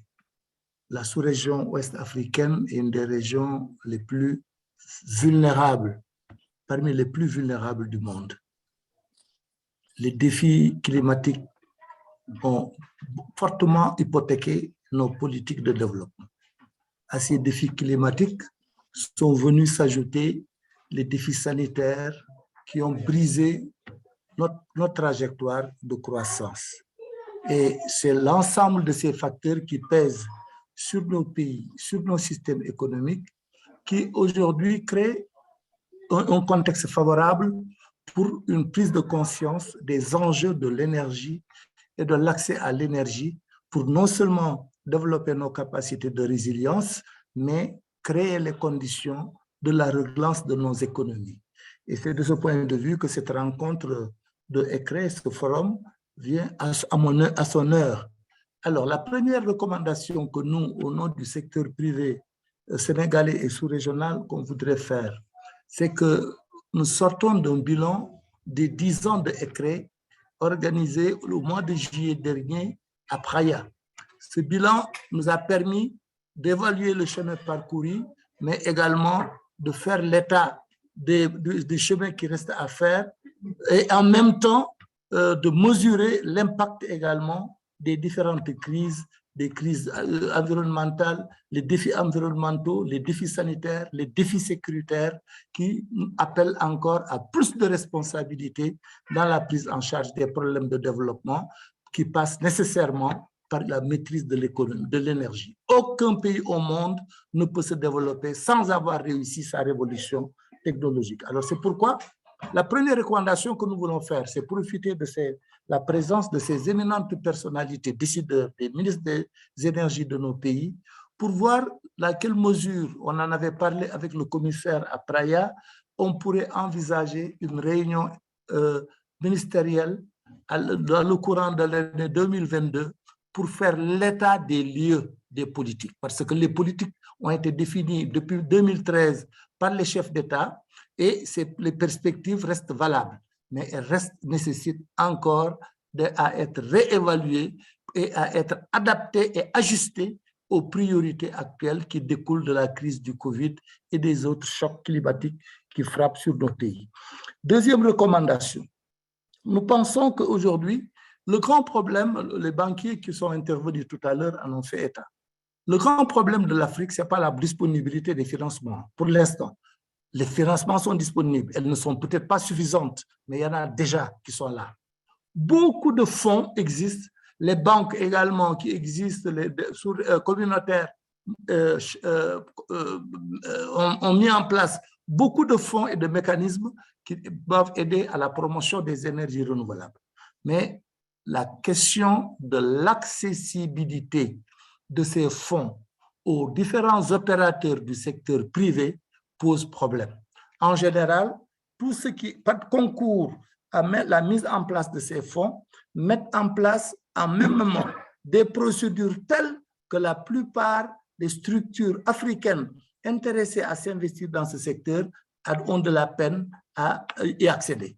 Alors, et ça continue de créer un déséquilibre. Ce sont les forts qui en accèdent et les faibles continuent d'être marginalisés. C'est là un problème de fond, un problème structurel. Comment les fonds qui existent, on va aider à la mise en place de mécanismes qui facilitent l'accès de ces fonds aux opérateurs privés de la sous-région. Nous pensons que c'est là une question fondamentale. Et la dernière observation que je voulais faire, permettez-moi, et là je le dis en ma qualité de champion de l'énergie durable, ambassadeur de bonne volonté, nous avons 3 projets phares de l'ECREEE. Le projet sur les voitures électriques, le projet sur la promotion des lampes LED pour faire de l'économie d'énergie et le projet sur le nexus énergie ou agriculture.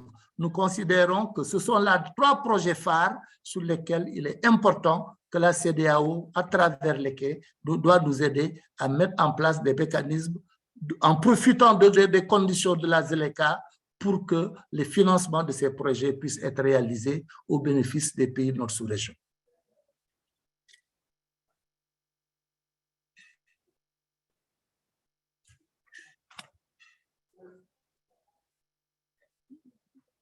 Qu'est-ce qui se passe? Thank you very much, Excellency Fal. We now invite another colleague from the private sector, Emmanuel Rotimi Rumini, CEO, Caspian Pacific Energy Group. Over to you, sir. Thank you very much, everyone. I've actually been enjoying all the conversations we've been having. It's quite very interesting. And I agree with a number of speakers here, especially the Honorable Minister of Energy from Burkina Faso. I do agree, and that's where I'm going to kind of pick my point today. I'm going to be very practical. I've been in the private sector. I mean, all what we've been discussing, I have experienced them on a live basis. I do believe that one of the first things we need to look into is to look at our energy and power strategy. What is the destination that we really want to go to? And I think the essence of having, power or generating energy is just not for the sake of having power. It should be a means to an end. It shouldn't be an end on itself. It's not the final destination.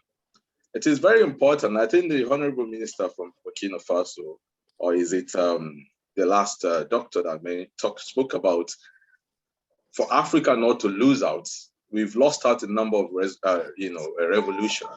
We shouldn't lose out in this energy revolution. But the question is, why do we really need power? And this is very important. I think Her Royal Highness, the lady that spoke earlier, also mentioned about affordability and accessibility. I'm trying to link up so many discussions that we've been having here, because I want us to kind of look at why do we need power? I think one of the most important things is we should be looking at industrialization in West Africa. This is an area we've been lacking. And we've been lagging behind in this because we don't have sufficient power. If we have proper industrialization in West Africa, there will be people who will be gainfully employed and they will be able to have access to power. They will be able to afford power when power is being produced. So it's very important that we look at energy strategy. And when we look at it, looking at solar, looking at renewable energy is fantastic.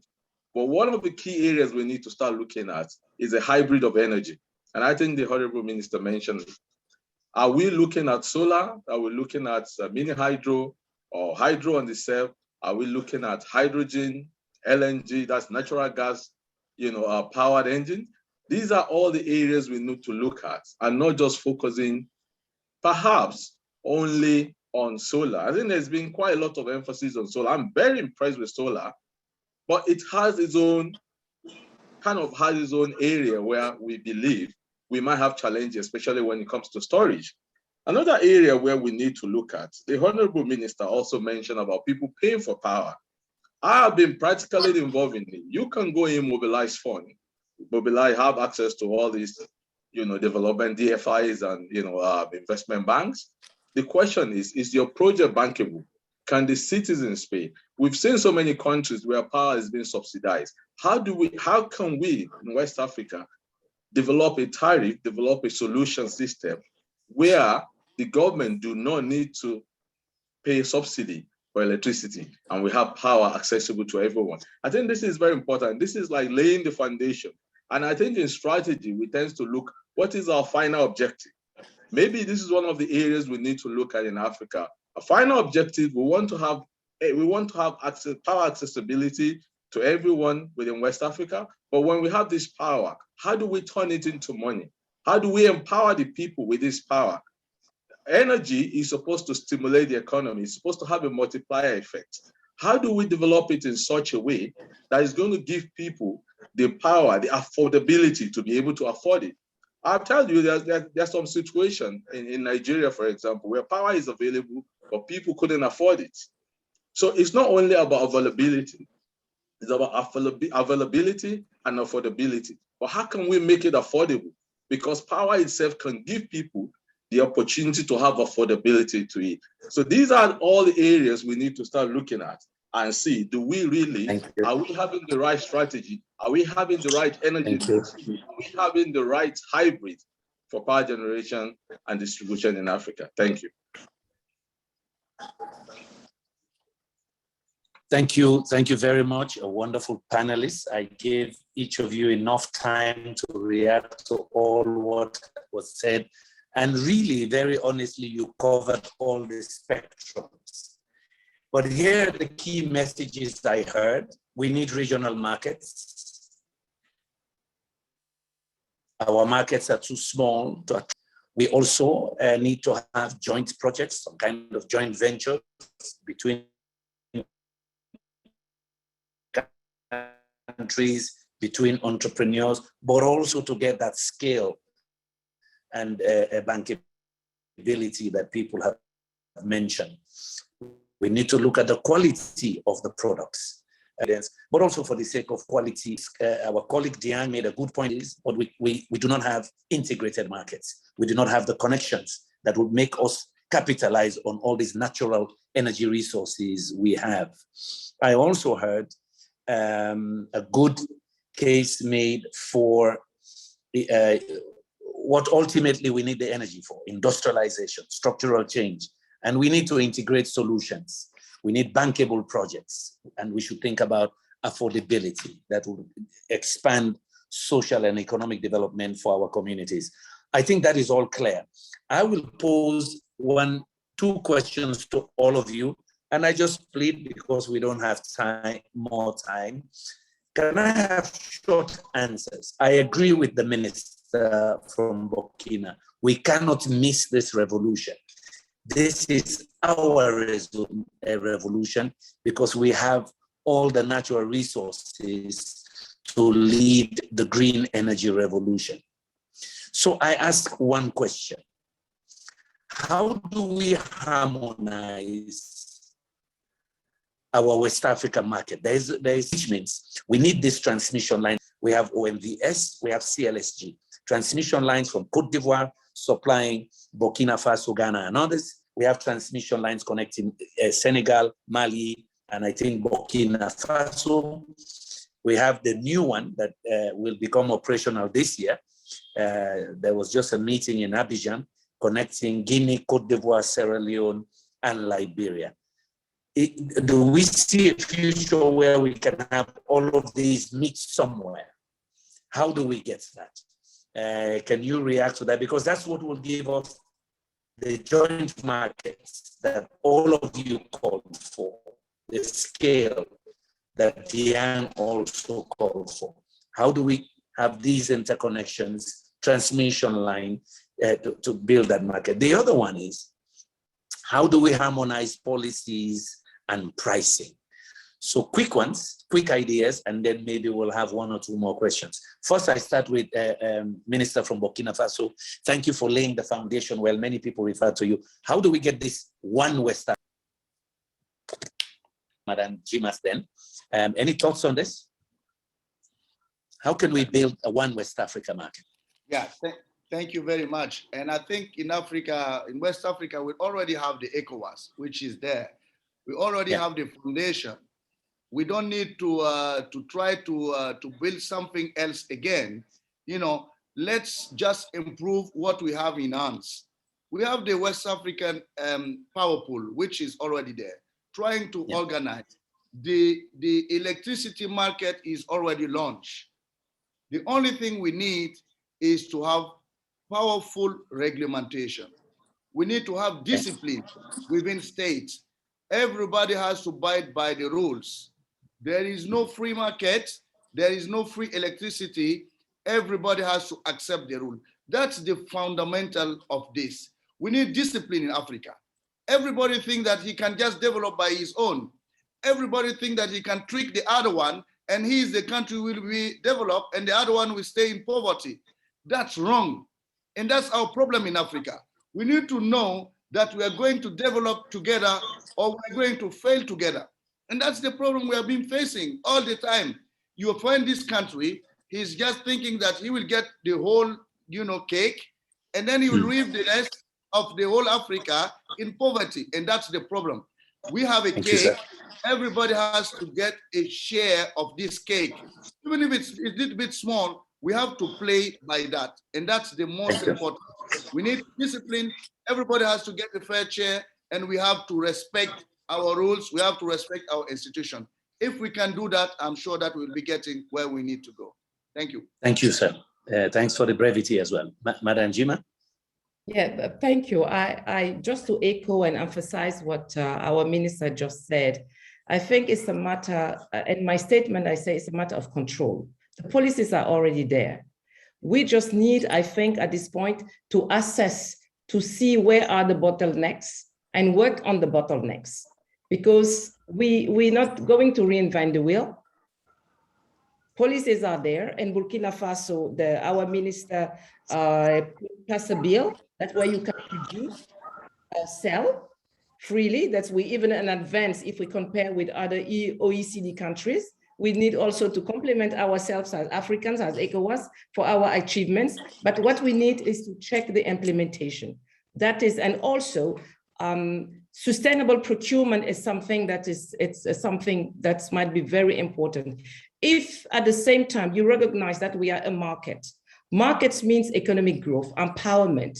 How do you make sure that you make it fair for the your local companies, narrowing down all the way to the micro enterprise companies in rural areas? That is where that's where our billionaires lies. In the countryside, we need to bring the lines there. If we can bring the famous bottle of soda there, we are able also to bring our energy there, and access to market is critical. If we combine that with access to market, we can do it. We also want to pay taxes. Who doesn't want to pay tax and develop his country? Everybody wants to do that. That is the message here. We as Africans, we are not begging. Money is here. We will use our carbon credit to emphasize, to underline, and to guarantee ourselves. Go for green bonds. We have already developing banks who take the path of green bonds and doing well. So we know how to do it. It's a matter of implementing and giving the space to the youth, to the women locally to implement. Implementation is the key. We all know we don't need any more talks or rules. Let's go for implementation. And we can anymore say that we don't have capable people. You have a lot of youth who has been trained locally. I have trained a few of them, but rules so ease that. Policy in the parliamentarian, you can ease that to bring new players in that industry. Thank you, Michaela. Thank you very much. Mr. Dian, how do we get this one market to give you the scale you want? Okay, for me, it's very simple. I have posted into the chat. Convergence of policies and let the private sector to do the job, right? It's known that government does not know to do certain things. Transmission line, origination could be easily led at a mega scale level to the private sector. When it comes to the distribution and certain policies, maybe you can let the government to do it, right? For me, transmission line, independent transmission line, common policies supported by a modern distribution network solves the problem. Money is not the problem. Thank you. Thank you. Thank you so much. Mr. Fall? Mr. Fall wants us to even leapfrog, and I like his idea, looking at electric vehicles, looking at hydrogen energy. Mr. Fall, yes. How do we get this big market? How do we make it happen? As our sister says, just do it. We have the institutions. Over to you, Mr. Fall. We may be having connection problems. You want to join in, Rumini? Oui. Okay. Mr. Fall, go ahead. Yes, sir. Ok, merci beaucoup. Ce sont là trois projets phares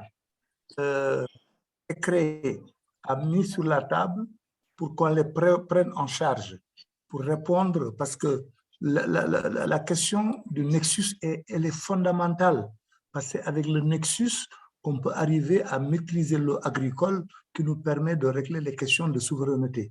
Mais c'est avec le nexus aussi qu'on doit régler le problème de l'industrialisation pour que les unités solaires de pompage qu'on met en place soient adaptées à la réalité des unités de production agricole que nous avons dans notre sous-région, ce qui est une condition fondamentale pour régler la question de la souveraineté alimentaire. La question de l'e-mobility contribue beaucoup à régler la question de la pollution dans nos pays. Dakar est l'une des villes les plus polluées au monde. Alors, c'est pourquoi, une bonne part de la pollution de nos villes provient du secteur du transport.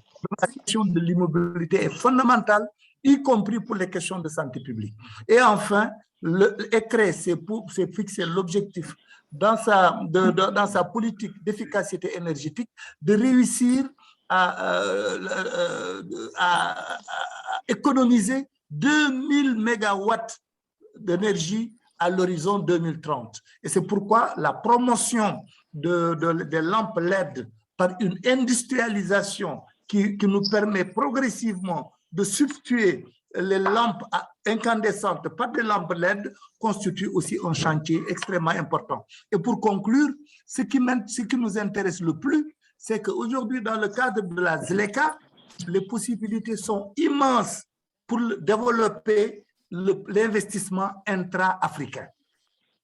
Tous les pays africains, si on arrive à mobiliser l'investissement africain et celui de la diaspora, si on arrive à associer les pays les plus industrialisés du continent pour qu'ils s'associent avec les pays les moins industrialisés, aujourd'hui, tous ces produits, qu'il s'agisse des voitures électriques, au moins les montages peuvent être faits. S'il s'agit des lampes LED, on peut monter les industries locales chez nous, et s'il s'agit des pompes solaires pour le Nexus, on peut aussi le réussir chez nous. C'est ça l'enjeu, et c'est pourquoi il nous faut une ECREEE forte. Thank you.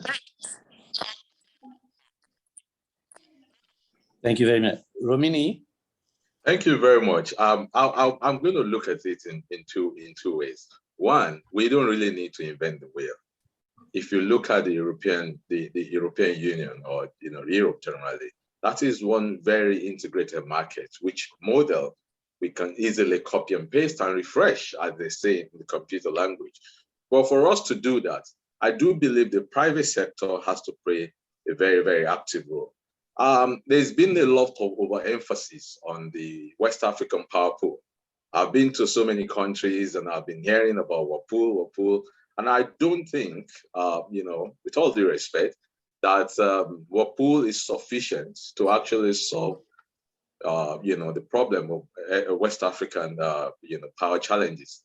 But what I think we should do is that if the government is able to reduce bureaucracy and be able to have a number of generations, just like we said earlier, based on our strategy, and everybody generates and put into the central, transmission line. So there's a need for us to have an ECOWAS, an ECOWAS-wide transmission line. I think the World Bank has been doing some work on that. I know there's been a number of World Bank intervention in a number of countries. I think this need to go beyond country level. Maybe ECOWAS Energy Commission or Energy Secretariat need to start looking at it, where we can develop a West Africa, regional, transmission line, so that if you generate from a certain country, you can push to the regional transmission line. And in terms of tariff, I think you mentioned, how can we harmonize price and tariff? Most of the equipment, most of the EPC, most of the gas negotiation or every other equipment that's being used are either sold in euros or in USD.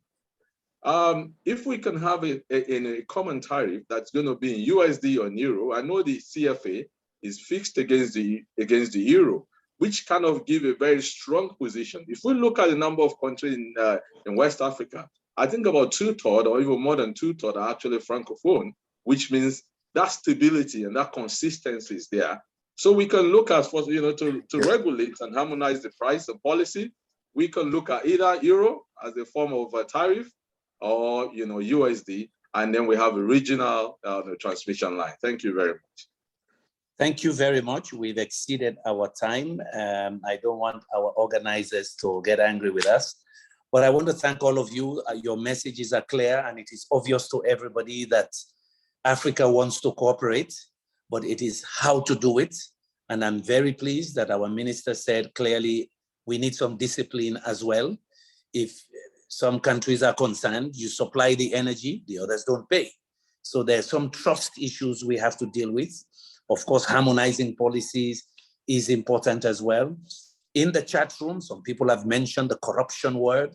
It is true also that one of the most corrupt sectors in our countries is the energy sector. The utilities are all bankrupt. There is no single utility in West Africa that today has profitability.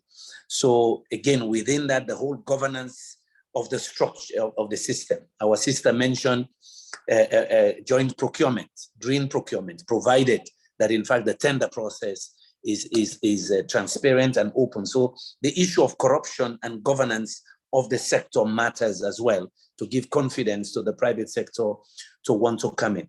Colleagues have said, let us have the rules in place and one set of rules, and also invest in the connections. It is true that AFREC and NEPAD already have master plans for interconnection between countries. As you've all said, we don't need to reinvent the wheel. Plans are there. We have WAP, we have Ecowas Commission as well. They have an energy group. We have AFREC. So we have a number of African energy institutions backed by the African Development Bank, where in fact, indeed, we can work together to create a viable West Africa regional market. You've made the case. Some are gas rich, some are rich in sun, some are rich in hydro. If we are interconnected, all of us can benefit. None of you talked about clean cooking, even though it was in our presentation. And the number is clear. Even in Ghana, that has almost 85% electrification, the best electrification rate in West Africa, 80% of that population still use firewood and charcoal. That is unacceptable. Our forests are disappearing. Our women and children are dying because they are choking because of household air pollution. It's killing more people than even malaria in our sub-region as well. So clean cooking, similar ideas. How do we deliver clean gas, electric cooking, and other solutions to our people? So in closing, I want to thank you very much. You covered all the issues very honestly, and it was a nice mix of public sector, private sector entities in the group. We want to congratulate ECREEE. You have a lot to do, ECREEE. I make one proposal to you that I've been discussing with some other people, and I'm really happy to hear the same sentiments here. And I want to work with ECREEE, West Africa Power Pool, and ECOWAS to have one conference next June on an integrated West Africa market, where we can address these issues. But it's not just to go and talk. It is to prepare some of these rules. And I know already that some of the institutions have those rules that are defined, but we need the politics to be right. We need our ministers to leave that national ego, national narrow-mindedness, proposing for the Europe-Africa Heads of State Summit next February to replicate what they have in Europe, which is they have a school of regulations that trains their regulators in Europe, that trains the Commission itself and the politicians what regulation means and how regulation can bring private sector, or if it is done wrong, can kill private initiatives. So one of the ideas that is going to that summit is to establish an African School of Regulations. We've already designed it, and I hope that it will catch, they will accept. I want to thank all of you and to thank ECREEE for this opportunity. We look forward to the outcome of this conference and wherever we can help to make things happen. The panelists are saying they want to do it. They want things to happen. Thank you very much. And I guess we can do a digital clap for everybody. Thank you for spending time with us. Over to you. Thank you very much. I hand over to the next moderator then. We'd like to thank all the participants of this panel, providing us such a fruitful discussion by bringing different contributions and different perspectives on such an important topic for our region. We also thank the moderator for the excellent moderation and for the exemplary time management. We know that is not an easy task. We are ensuring that we upload all the presentations on the ECREEE website. So please feel free to download them at ecree.org by the end of each session. The link to the ECREEE website has just been sent in the group chat. We will now observe a 5-minute break. When we get back, we will continue with the session 2 under the theme Implementing the West Africa Clean Energy Corridor, Integrating Clean Energy Resources for Regional Power Trade. We're looking forward to seeing you in the next session. So we will resume at 3:15 as the next panelists are getting ready. Thank you. Thank you very much.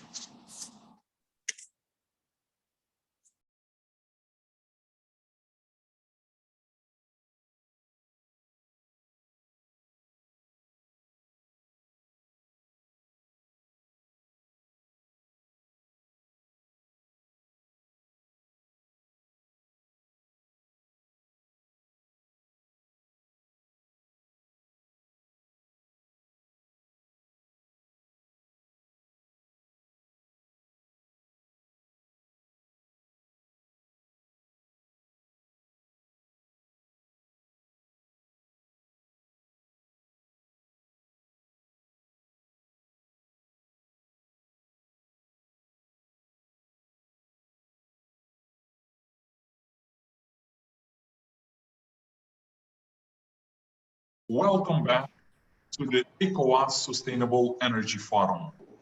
We will continue by introducing the session 2 under the theme Implementing the West Africa Clean Energy Corridor, WACEC, Integrating Clean Energy Resources for Regional Power Trade. The moderator of this session is Mr. Mansour Doayanon. Mr. Doayanon is the director of the promotion of a climate-friendly energy exchange interconnection program in West Africa. Program under the supervision of the Ecowas Commission and implemented with its specialized institutions, WACEC, ECREEE, and ERERA. Mr. Doayanon has over 35 years of experience in the field of planning and implementation of the development objectives of renewable energy and urban and rural electrification, particularly in West Africa. He has spent the last 30 years at GIZ. He heads a regional project in support of Ecowas. Mr. Doayanon graduated in Engineering of Electrical Industries and holds a master's degree in Planning and Management of Energy Systems from the Technical University of West Berlin. Now, we would like to invite Mr. Doayanon to take over this session. Ladies and gentlemen, your attention, please. Hello, thank you so much. Can you hear me? Yes, we can. Okay, thank you so much. So I don't know, we are going to do it in French because what I noticed, the whole panelists are francophone. So I think it's better if you can do it in French. Is it possible to do it in French? Yes, we have interpretation services, so you can go ahead. Okay, so merci beaucoup. Comme je le disais, j'ai plutôt l'impression que la plupart des panélistes proviennent du monde francophone. Il y a M. Rockefeller qui est un francophile, même s'il n'est pas francophone, et qui comprend très bien le français. Donc, je pense qu'on peut se permettre de le faire en français. Je crois qu'il y a une présentation que je devrais faire. Je ne sais pas si ça va être, disons, uploadé par les organisateurs, parce que moi, je n'arrive pas à le faire. Non? Mais ce n'est pas grave. Disons que j'avais essayé de le faire, mais il me permet pas de le faire. Donc, c'était juste pour présenter encore ce que c'est que le West African Clean Energy Corridor, et qui est le corridor des énergies propres d'Afrique de l'Ouest, qui est en réalité une initiative de l'IRENA, qui a été prise en charge par le ECREEE, et qui a connu un développement depuis quelques années. Dans un premier temps, il y a une stratégie qui a été élaborée, une stratégie qui couvre, disons, les 3 domaines technologiques qui sont le solaire, l'éolien et l'hydroélectricité, notamment l'hydroélectricité dans sa forme de puissance faible, parce qu'on a considéré que les grandes capacités de l'hydroélectricité ont souvent posé des problèmes environnementaux, ce qui fait qu'on s'est limité, disons, à cette partie. Donc, dans un premier temps, il y a les stratégies qui ont été élaborées et dans un second temps, un dispositif institutionnel de mise en œuvre qui permet justement à ce dispositif, qui est un dispositif très important pour le développement des énergies renouvelables dans la sous-région, de pouvoir se mettre en place. Nous avons pour le moment, ce qu'il faut rappeler d'ailleurs, qui est très important, c'est que le WACEC n'est pas qu'un dispositif, disons, de développement de technologie. C'est un dispositif qui repose sur 5 piliers. Le premier pilier, c'est justement le pilier qui a consisté à identifier des zones de développement de chacune des technologies au plan technico-économique. Quand on dit technico-économique, c'est bien, disons, pas le potentiel théorique qui a été identifié, mais un potentiel technico-économique qui met, disons, en place, disons, le potentiel théorique face à sa faisabilité technique. Et donc, ce corridor a été développé dans différentes parties de l'Afrique de l'Ouest et a permis d'avoir donc le corridor solaire, le corridor éolien et le corridor hydroélectrique. Mais ce qui caractérise, disons, le WACEC, qui est vraiment très important, c'est qu'en dehors de cette identification, il y a tout ce qui accompagne, disons, cette identification, qui est par exemple la planification nationale et régionale de la mise en œuvre des projets, le renforcement des cadres politiques, réglementaires, institutionnels, parce que, on le sait très bien, pour le développement, disons, d'un tel dispositif, il faut, disons, un cadre réglementaire qui soit mis en place dans les pays et au niveau régional. Donc, le WACEC l'intègre aussi. Et le renforcement de capacités, parce qu'il est important que pour mettre en place un dispositif aussi important, il faut que les capacités dans la sous-région soient renforcées. Donc, le WACEC intègre, disons, ce dispositif de renforcement de capacité. Et enfin, tout ce qui est, disons, le soutien public et politique de cette initiative, mais surtout ce qui... Il faut éteindre. Allô, vous m'entendez? J'ai éteint. Vous m'avez perdu. Donc, disons que c'est un peu, disons, le principe qui a... Yes, we can hear you, sir. Please? Sorry? We can hear you, sir. Yes, sir. We can hear you, sir. Okay. Yeah. Donc, en réalité, le WACEC, en fait, disons, ce qu'on a l'habitude de faire, c'est qu'on dit on a un schéma directeur qui permet de développer les énergies renouvelables, mais le WACEC va au-delà de tout ça, puisque, comme je le dis, il met en place un dispositif qui permet non seulement de mettre en place des cadres réglementaires, disons, tout ce qui est environnement favorable au développement des énergies renouvelables, un dispositif qui permet, disons, d'identifier des financements qui puissent, disons, financer, disons, des projets qui ont été identifiés et faciliter, disons, aussi le renforcement des capacités et soutenir le développement économique et social. Donc, c'est autour de ce dispositif que nous allons axer nos discussions de cet après-midi et avec un panel très riche, je le dis, et qui est composé, disons, de personnalités qui interviennent dans le domaine. Monsieur Rockefeller risque qui est, disons, qui dirige, disons, un grand projet de développement au niveau de la sous-région et qui permet donc déjà depuis des années de financer de grands projets au niveau de l'USAID et de Pan-Africa. Nous avons aussi M. Mamadou Salou Diallo, qui est le président du Council for Renewable Energy of Sénégal, et qui est, on le connaît dans la sous-région, un acteur très important, et qui a permis le développement de grandes capacités de centrales solaires au Sénégal. Omar Bangoura, qui est de l'AREC, qui est le régulateur, disons, du secteur de l'électricité de la sous-région. Monsieur Assi Odabalo, qui est de la Direction générale de l'énergie du Togo. Et enfin, Moustapha Thiam, qui est le directeur général du parc éolien de Taïwan-Ndiaye. Voilà un peu de façon ramassée, disons, le WACEC et ce que nous allons faire. Donc, nous allons commencer justement donc, à laisser la parole aux panélistes qui vont nous, chacun, pendant 5 minutes, pas plus, donner leur avis sur certains plans, sur certains points, disons, du WACEC.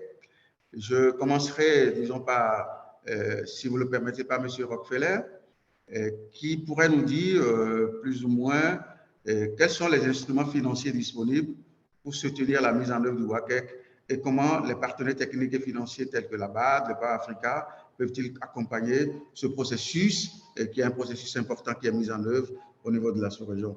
Monsieur Rockefeller, vous avez la parole. Vous pouvez le faire en anglais parce que je crois qu'il y a la traduction, hein, Monsieur Rockefeller, même si vous comprenez bien le français.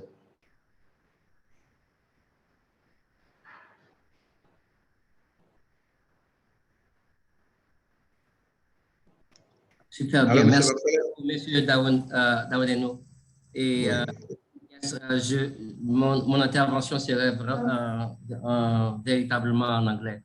And thank you very much to the organizers of ECREEE for the invitation to USAID Power Africa to participate in this event. The question is related to the resources that would be made available to help accomplish the vision of WACEC. And I think we must congratulate the panel from before us who talked about the challenges and the opportunities that are currently related to the implementation of this very ambitious and needed program. Power Africa has been working in the region for quite some time. Well, before Power Africa was launched in 2014, USAID had been engaged with the regional institutions, West Africa Power Pool, the ERERA, and the ECREEE, as well as the general body of ECOWAS based in Abidjan, in Abuja. The point of the resources that currently are allocated for West Africa is currently being implemented through the West Africa Energy Program. It's a 4-year program that incorporates all the countries of ECOWAS. We do have some countries in Central Africa that's also included in the West Africa Energy Program. It's a 4-year program, a total envelope of $73 million that use the incorporation of both generation, transmission, and distribution. And I will include as part of that matrix the connections throughout West Africa. Naturally, it was initially established as a technology agnostic program, but since the advent of the COP26 and the establishment of the Biden-Harris administration, there's been a shift with regards to clean energy as it relates to climate, and the climate policy that has now been rolled out by the US government is one that favors the prioritization that's currently being done through the West Africa Clean Energy. So we're very pleased by the overall vision that's been expressed by the leadership of ECREEE, the leadership of ECOWAS and the heads of state through ECREEE, the West Africa Power Pool, and ERERA. And we view that the engagement of how we work with for example, with the West Africa Power Pool and the interconnection control to build capacity, how we work with ERERA to help develop the institution and its resources, and how it is able to work with other regulators in other countries, are part and parcel of how we view that the resources that are available via USAID and Power Africa as the means of the method for achieving the goals of WACEC. Now, naturally, I think it must be understood or explained that Power Africa initiative is powered by the private sector. We count heavily on the engagement of the private sector to achieve a lot of all of the targets that are established for the initiative and these targets that are established for West Africa. So we are looking forward to the types of interventions that provide technical assistance to the private sector so that they can achieve the goals that they have established by way of investments. But we also work with the public sector, the governments, where there is political will. We work with them to assure that the enabling environment is in place that allows the private sector to make those investments. And of course, we understand that many of the countries are currently going through phases of planning, either expired plans or plans that need to be updated to deal with the context of the day. Our resources that are currently available for the program, the West Africa Energy Program that's being implemented by Deloitte, we are assured that those resources then would be applied in a way that would help some of these countries develop their renew or update or reinvigorate the existing plans that they have. As the panelists said earlier before us, there's no need to reinvent the wheel. It's a matter of refresh and contextualize that will be appropriate for the West Africa Clean Energy Corridor going forward. I will not go on for too much longer. I think that there's some very valuable input from my fellow panelists, but we're also looking forward to your fruitful engagement, interaction with the audience here present today. Thank you very much. Merci beaucoup, Monsieur Rockefeller. Et c'est très important ce que vous dites, qui est aussi, disons, ce que diraient tous les autres partenaires techniques et financiers, hein, parce que, en fin de compte, disons, vous faites la promotion du secteur privé pour le développement des énergies renouvelables, mais vous comptez aussi sur l'effort fait par le secteur public. C'est en cela que je demanderai à M. Assi, qu'est-ce qu'il pense que nos États pourraient faire justement pour pouvoir assurer le développement des énergies renouvelables et dans la sous-région, dans le sillage de ce que nous présentons comme le WACEC. Monsieur Assi, vous avez la parole.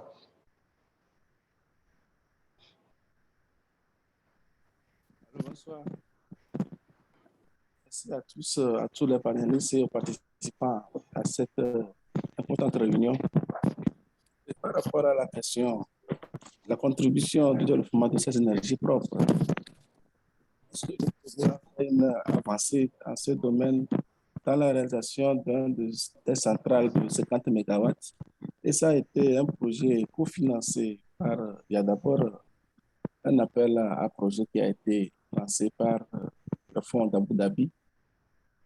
Et le secteur privé a aussi exprimé son envie de pouvoir contribuer au développement de ces centrales. Donc, c'est ainsi que les fonds qui ont été alloués à Abu Dhabi ont été complétés par un financement privé.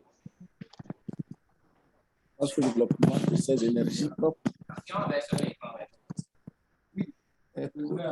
sera réalisé lorsque le secteur privé apporte une grande contribution.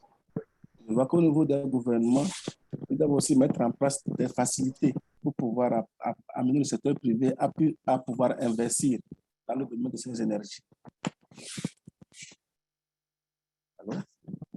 C'est ainsi que nous avons eu quand même à mettre en place un cadre et à faire des coopérations, surtout avec la Banque mondiale qui, dans un cadre ou dans son programme de scaling, cela nous a aidé à mettre en place ou bien à faire des études pouvant aboutir au développement de certaines centrales de grande capacité. Sur le sujet du financement participatif, y compris le financement de l'État et le financement du secteur privé, cela va aboutir vraiment à ce que notre programme WACEC puisse avoir une énergie disponible pour tous les pays. Et en plus, avec le développement des réseaux interconnectés, je pense que ça va aussi contribuer aux échanges énergétiques. Parce que l'énergie qui serait produite dans un pays peut être consommée dans un autre par les grandes lignes d'évacuation. Donc, pour tout ça, le secteur privé est appelé à mettre ou bien à faire une contribution importante pour que notre projet puisse avoir une avancée considérable dans la réduction surtout des gaz à effet de serre et pour aboutir à un climat propre dont tous les pays se sont engagés. Allô?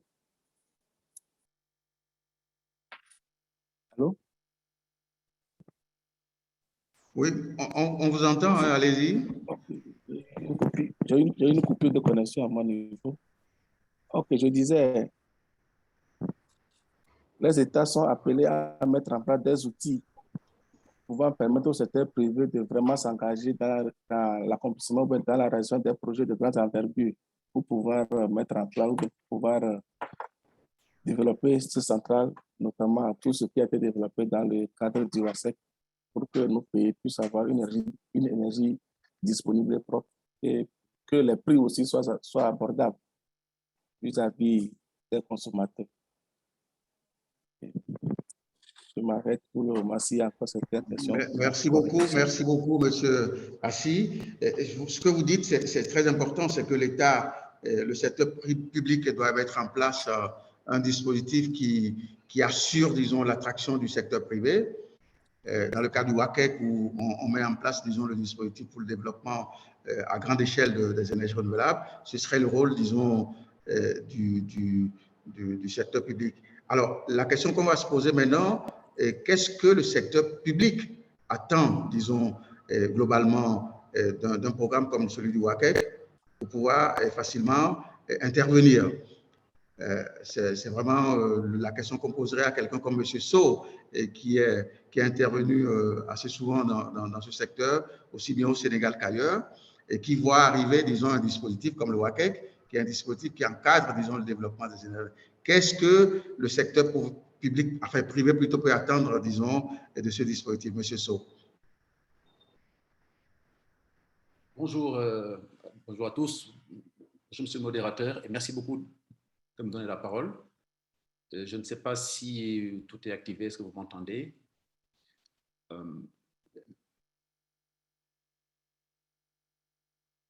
Voilà. Merci beaucoup donc, monsieur le modérateur. Et nous remercions également l'ECREEE de nous avoir associés à cette importante conférence. Ce que je disais, en fait, ce que le secteur privé attend aujourd'hui pour contribuer fortement donc, aux objectifs qui sont fixés par l'ECREEE, c'est justement de régler ce que j'appellerais les fondamentaux. Alors, tout à l'heure, dans le premier panel, on a entendu des choses extrêmement intéressantes. Aujourd'hui, nous savons que l'objectif majeur du WAP, c'est de créer un marché ouest-africain de l'énergie et peut-être même, et nous rêvons d'arriver un jour à un marché spot de l'énergie parce qu'en fait, l'énergie devrait être considérée comme un actif, n'importe lequel, et sur lequel les gens pourraient faire des prévisions à terme, acheter sur un industriel devrait pouvoir comme on dit, fixer le coût de son énergie sur une semaine, un mois, 3 mois, etc. Bon, tout ça, nous espérons pouvoir y arriver un jour. Mais aujourd'hui, à mon avis, il y a beaucoup de grandes déclarations, effectivement. Il y a disons que les objectifs qui sont fixés sont extrêmement intéressants. Le travail est en train d'être fait, mais toujours est-il que je pense que les objectifs qui sont, j'ai entendu au début de la précédente session, que l'objectif fixé était d'arriver à une interconnexion en 2022. Je pense que c'est bien, mais enfin, je crois qu'il serait bon peut-être d'être un peu plus réaliste, en sachant qu'effectivement, c'est vrai que l'interconnexion des réseaux est la base, hein, je pense que le premier aspect à régler, C'est vrai que les interconnexions bilatérales entre pays limitrophes fonctionnent à peu près au niveau de la, de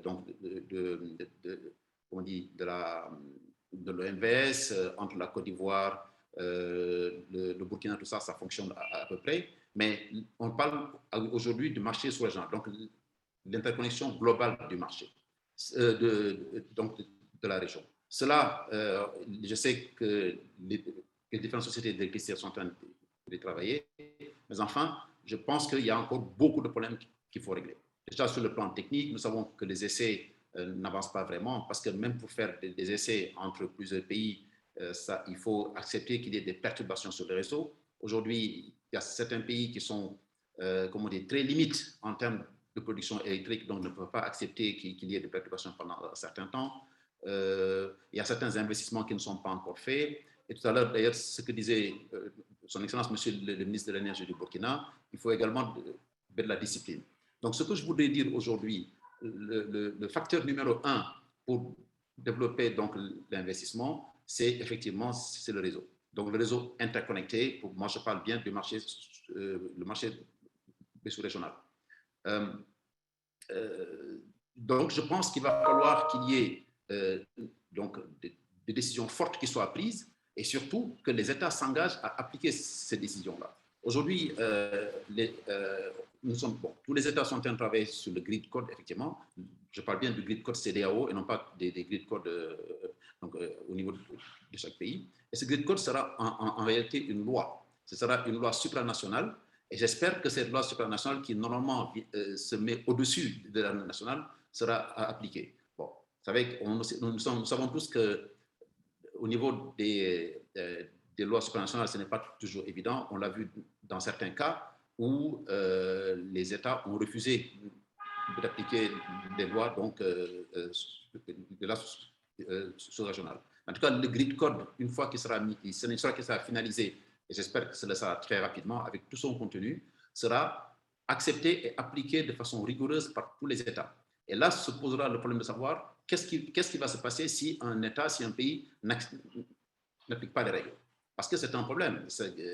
Il faudrait qu'on mette en place des mesures qui puissent dire qu'est-ce qu'on fait si un État qui n'applique pas ces mesures. Parce que tout ça pour dire en fait que le développement d'un marché régional et surtout d'une interconnexion solide entre les différents pays de la sous-région présente une opportunité formidable, fantastique pour le développement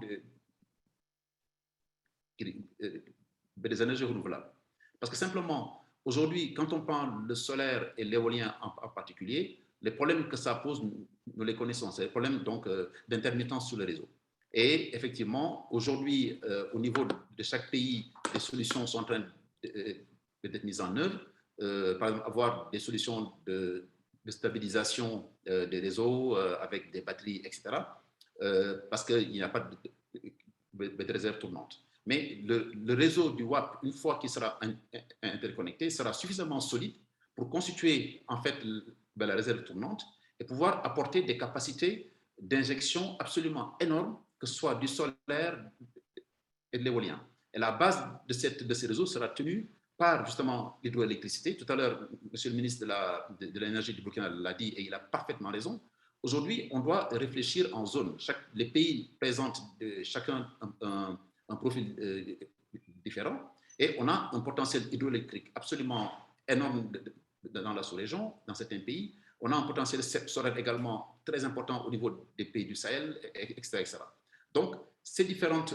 donc, une interconnexion est suivie après d'une politique de production intelligente qui mettrait en œuvre ces trois sources de production, permettrait à l'Afrique de l'Ouest d'être dans le monde un espace où on pourrait produire de l'énergie propre, donc avoir une énergie qui soit entièrement décarbonée et surtout qui soit moins chère, très peu, parce qu'aujourd'hui, l'hydroélectricité, le solaire comme l'éolien offrent aujourd'hui des tarifs extrêmement importants. Et puisque nous visons la baisse des tarifs, et ça, on peut l'avoir en ayant un réseau complètement stable. Donc ça, c'est des avantages importants.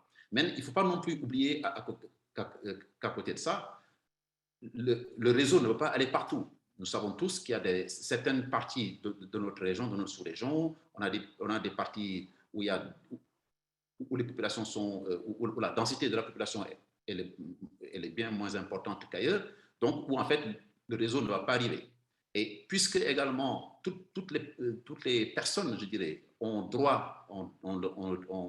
droit à l'électricité, d'où tous les programmes pour l'accès universel à l'électricité, donc il y a également des programmes spécifiques à développer pour les zones où effectivement le réseau ne peut pas arriver pour des raisons économiques que nous savons tous. Voilà, donc voilà, monsieur le modérateur. Merci, monsieur Sow. Voilà, et bon, je reviendrai plus tard. Je vous remercie. Merci, monsieur Sow. Vous avez tout à fait raison. C'est-à-dire qu'en dehors, disons, des centrales de grande capacité, il y a des zones où on ne peut pas, le réseau n'existe pas ou que les réseaux viendront plus tard et que le développement d'autres technologies serait aussi nécessaire. Le WACEC a développé, disons, à 3 stratégies: solaire, éolien et hydroélectricité. Pour ce qui concerne l'éolien, vous allez remarquer, pour ce que je n'ai pas pu le présenter, il n'y a qu'une toute petite zone qui a été identifiée et qui couvre la Mauritanie et le Sénégal et puis le Ghana. Alors, monsieur Thiam, vous êtes l'un des rares à exploiter, disons, un parc, disons, éolien dans la sous-région. Pouvez-vous nous dire quelles sont les contraintes et quelles sont les chances pour que, disons, dans le cadre du WACEC, cette technologie puisse se développer? Bonjour tout le monde, j'espère que vous me voyez et que vous m'entendez.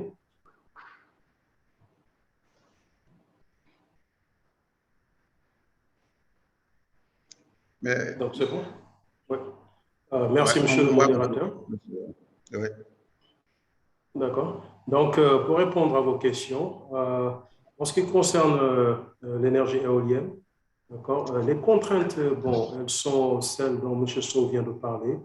C'est notamment les problèmes de stabilisation du réseau, d'accord, parce que bon, nos compagnies électriques et puis notre réseau n'est pas encore mûr dans ce sens pour pouvoir absorber les énergies renouvelables telles que l'éolien et le solaire. Mais quand même, bon, il y a des solutions qui sont en train d'être mises en place, notamment des batteries pour stocker de l'énergie et pour permettre vraiment d'avoir du spinning reserve, comme on dit, et puis assister dans la régulation de fréquence. D'accord. Mais bon, en parlant de l'éolien en général, c'est une énergie propre qui peut se faire à grande échelle, qui peut vraiment permettre à l'Afrique, notamment l'Afrique de l'Ouest, accélérer sa cadence dans sa sécurisation de l'énergie renouvelable et puis atteindre beaucoup plus de population assez rapidement. Parce que bon, ce n'est pas difficile de... bon, je dirais pas que c'est facile, mais il serait moins compliqué d'avoir une centrale éolienne de 225 MW comme celui sur lequel nous sommes en train de travailler au Ghana, que d'avoir une centrale solaire de 225 MW, pour des raisons que vous connaissez.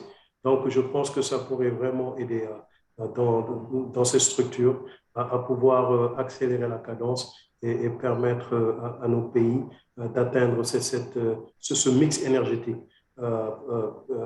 qui est vraiment, qui varie selon les pays.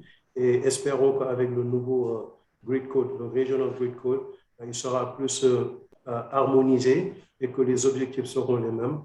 Tout le monde tirera dans le même sens pour que franchement, le plus de population possible puisse bénéficier non seulement de l'électricité, parce qu'il faut le dire, c'est vraiment la commodité la plus importante après bon, l'eau et la nourriture de nos jours. Parce que bon, qui peut se passer aujourd'hui de son téléphone portable, d'un climatiseur, d'un ventilateur ou bien de l'eau glacée?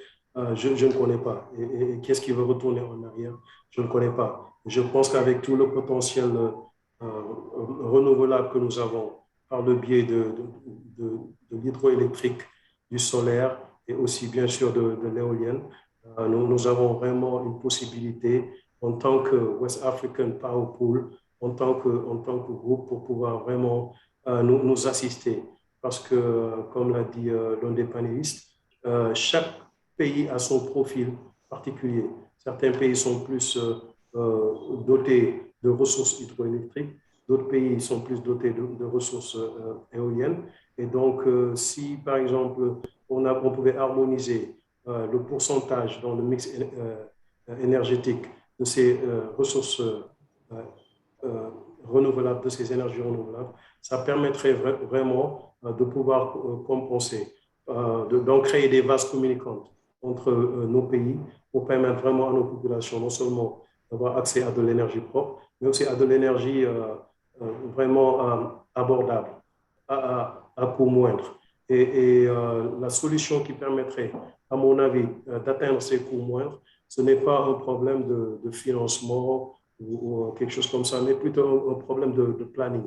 D'accord? Parce que bon, dans nos pays, on a tendance à faire des plannings dans le sens de l'urgence. C'est-à-dire, aujourd'hui, on sent que notre besoin pendant le pic de consommation journalier, c'est 1000 mégawatts.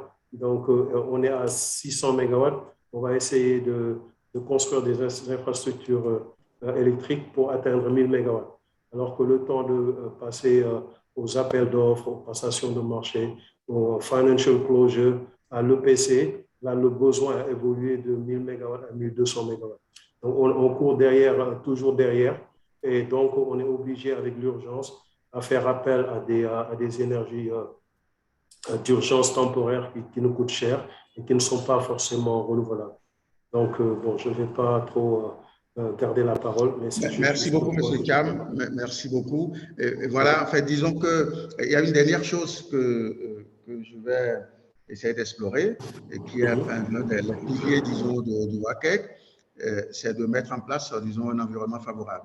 Et cet environnement favorable passe par, disons, une harmonisation des cadres réglementaires et des cadres juridiques. Je poserai la question à M. Bangoura, qui est de l'AREC, et en lui demandant mais, quel est le rôle que l'AREC peut jouer dans le cadre de la mise en œuvre de l'AREC, enfin du WACEC, pour ce qui concerne, disons, l'harmonisation de ce cadre réglementaire dans les pays de la CEDEAO et surtout l'encadrement de la mise en œuvre du WACEC. Monsieur Bangoura, vous avez la parole.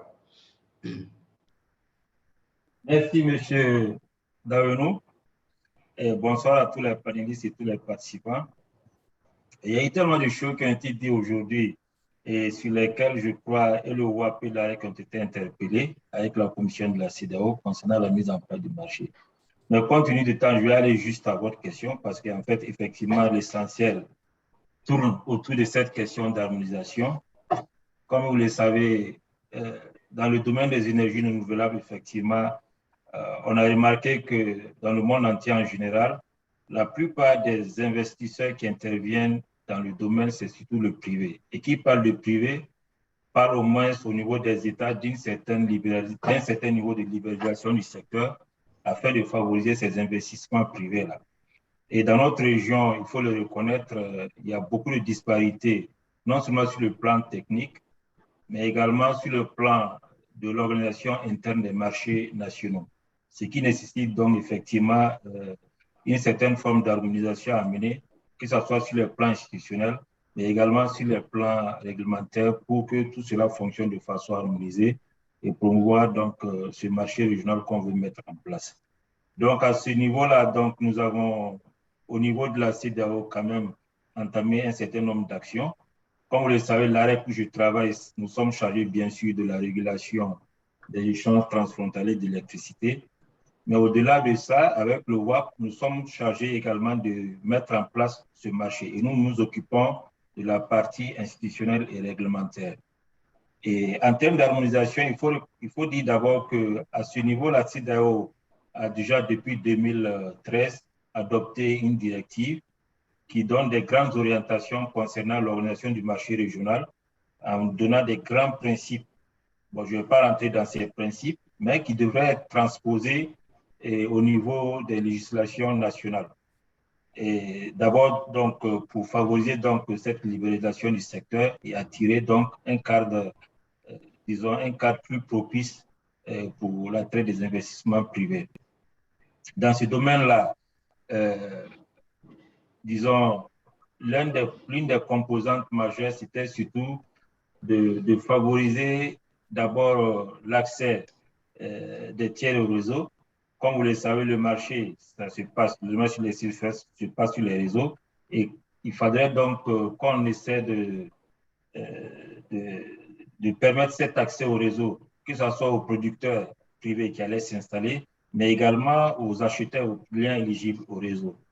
Donc, nous sommes sur ce chantier qui est un vaste chantier, d'autant plus que dans notre région, à part 2 pays qui le pratiquent, aucun des autres pays ne le fait. Et s'il n'y a pas d'accès au réseau, il n'y a pas de marché, on ne peut pas parler de marché.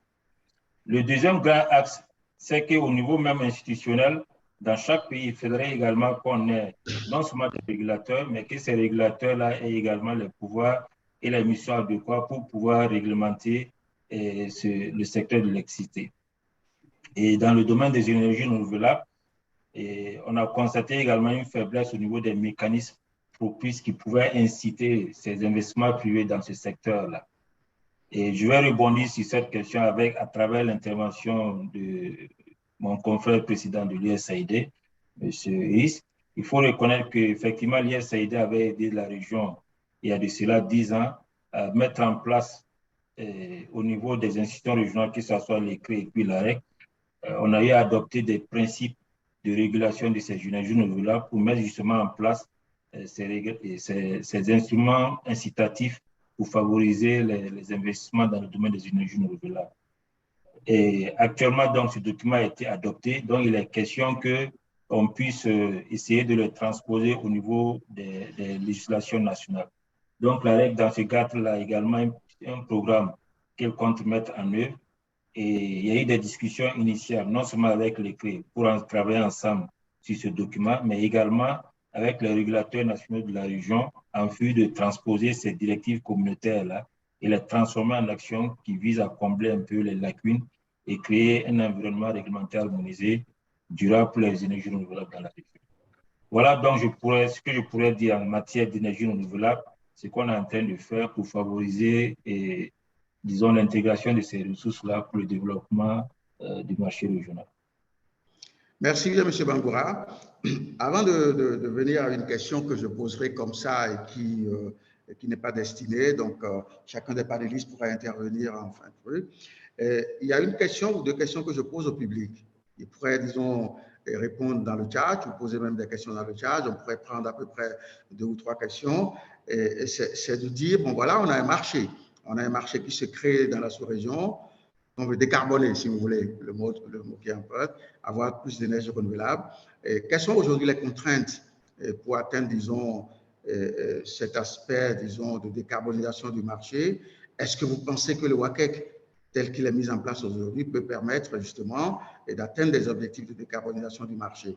Et ça, c'est important. Et enfin, quelles sont les technologies que vous pensez être, disons, dans la sous-région, les technologies les plus à même, enfin, disons, d'atteindre des objectifs, disons, de décuplage, enfin, de développement des énergies renouvelables de la région. Ça, c'est une question que je pose au public. Ils peuvent répondre, ils peuvent poser des questions au panel et dans le chat, et puis je crois que l'administrateur se chargera, disons, de le répondre. Maintenant, pour ce qui concerne, disons, la question que je poserai au panel, et là, chacun des panélistes pourra y répondre. Monsieur Bangoura vient de dire qu'il y a un marché qui se met en place. C'est vrai. Et c'est une chance pour la sous-région.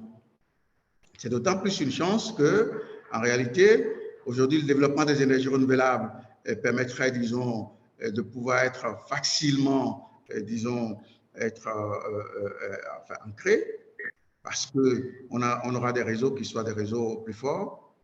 Mais la question qui se pose aujourd'hui, le WACEC tel qu'il est décrit, il est décrit comme étant, disons, un dispositif qui a identifié des zones technologiques, technico-économiques, qui a défini, disons, ce qu'il faut pour pouvoir mettre en œuvre des projets au plan institutionnel et au plan, disons, financier, pour aller chercher les financements. Et la question que j'aimerais vous poser, qu'est-ce que vous pensez aujourd'hui quand on regarde ce dispositif, enfin, disons, du WACEC? Qu'est-ce qui manquerait ou bien qu'est-ce qu'il faut faire pour que le WACEC puisse devenir, dans la sous-région, un dispositif qui fonctionne? Voilà. Là, je pose la question aux panélistes, prendra la parole qui voudra.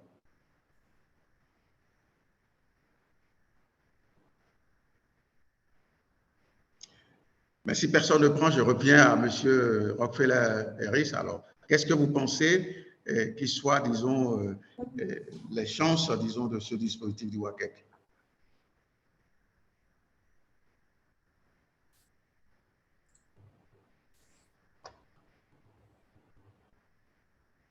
S'il vous plaît, vous pouvez reprendre la question, monsieur le modérateur. Voilà, le WACEC, c'est un dispositif, comme je l'ai démontré, au-delà, disons, du schéma directeur. C'est un dispositif qui permet, disons, de développer les énergies renouvelables avec, d'ailleurs, en 2030, des objectifs 2,4 gigawattheures de capacité d'hydroélectricité, 1 gigawatt plutôt de corridor solaire, 10 gigawatts de corridor solaire et 1 gigawatt de corridor éolien. Qu'est-ce que vous pensez aujourd'hui être, disons, les éléments à mettre en place pour pouvoir atteindre cet objectif à travers, disons, ce programme du WACEC?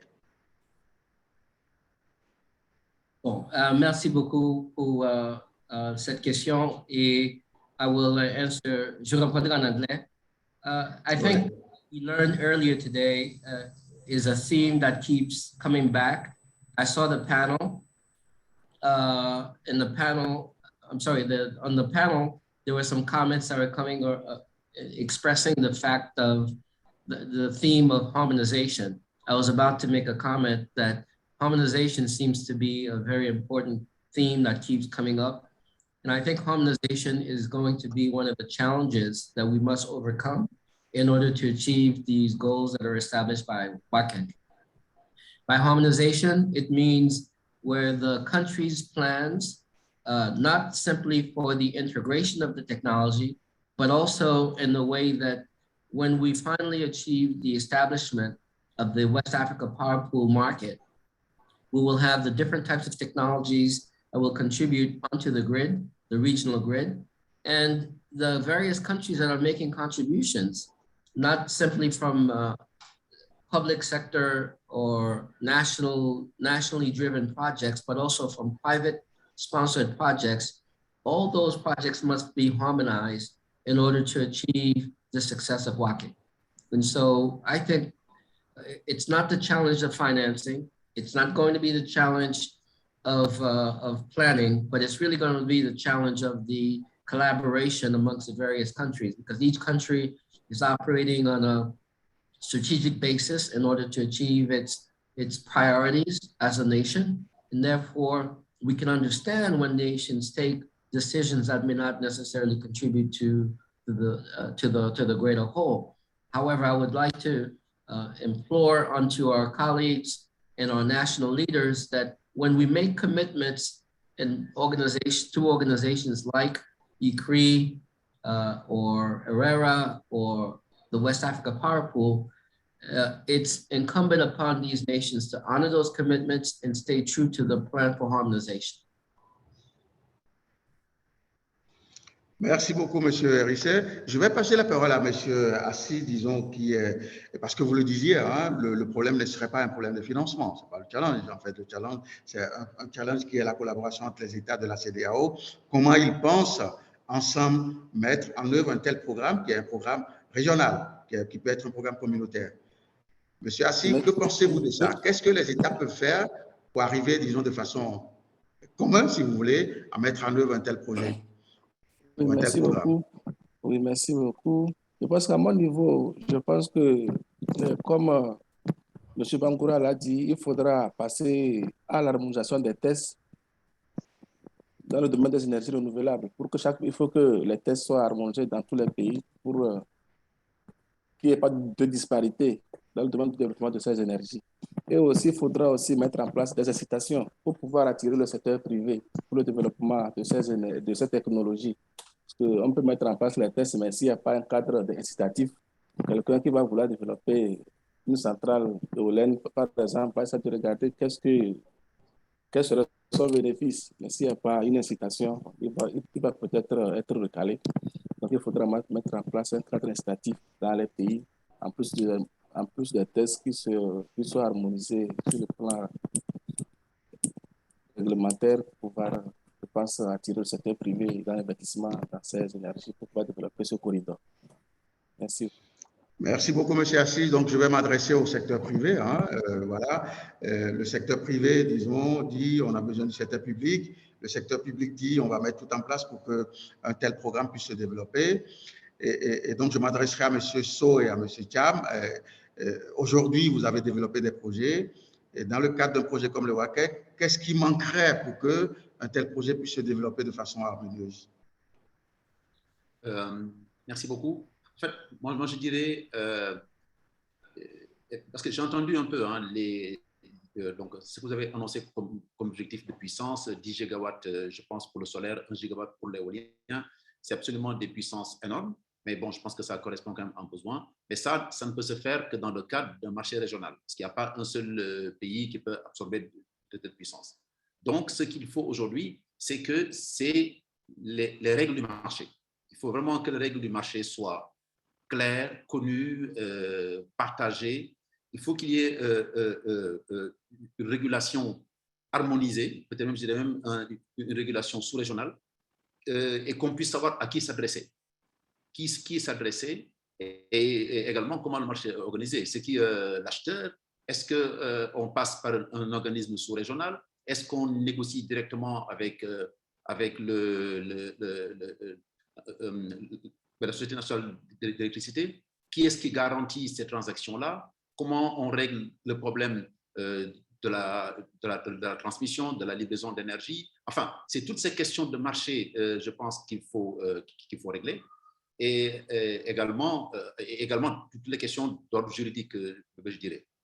Et je ferai juste une petite parenthèse à ce niveau-là, parce qu'on a parlé un peu plus tôt de renforcement de capacité. Je pense que tout ce que nous sommes en train, tout ce dont on discute aujourd'hui, serait quand même dommage que ça ne puisse pas profiter pleinement aux sociétés africaines. Je ne parle pas que sur le plan technique aux investisseurs, mais même les banques, les assureurs, les avocats. Tout le monde doit aujourd'hui se remettre en question, développer ses capacités pour pouvoir capter les opportunités donc, qui viendraient de cela. Je vous remercie.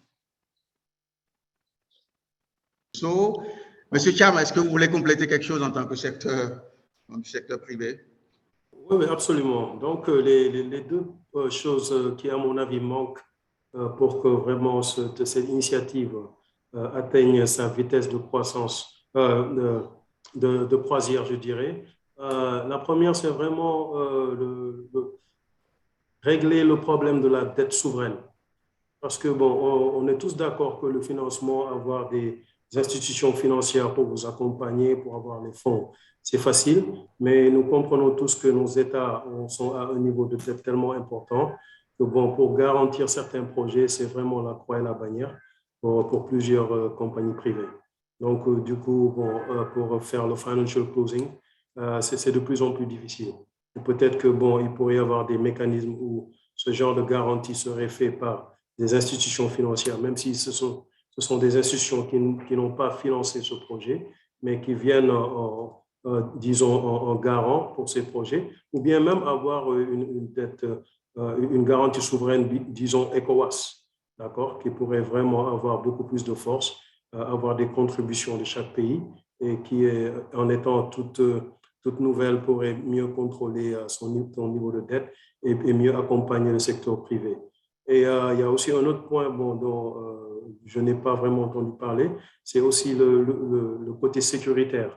Parce que, bon, il y a de beaux projets, il y a de belles idées dans la sous-région, mais tant qu'on n'arrive pas à maîtriser le niveau sécurité dans la sous-région, ce sera vraiment difficile d'encourager des investisseurs à vouloir mettre la main à la poche pour vraiment accompagner les États et aussi les compagnies privées à pénétrer le marché ouest-africain, aussi énorme qu'il soit, de la manière la plus agressive et pouvoir vraiment faire de notre région l'envie même, non seulement du reste de l'Afrique, mais de certaines régions du monde qui sont plus avancées. Merci.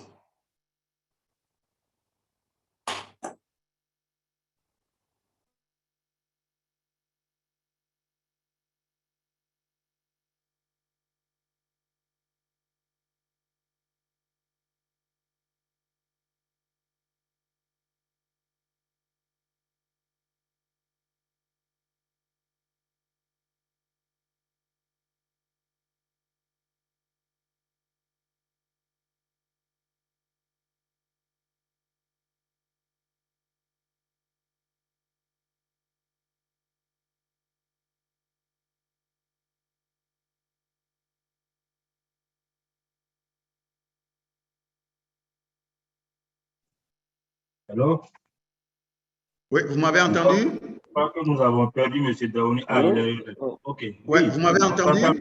Non, Oui, non, oui, on on t'a pas entendu. Je reprends ce que disait le secteur privé pour la mise en œuvre du WACEC, en fait. Hein. C'est d'abord les règles du marché soient claires, régulation harmonisée, et les questions d'ordre juridique soient réglées au niveau du marché.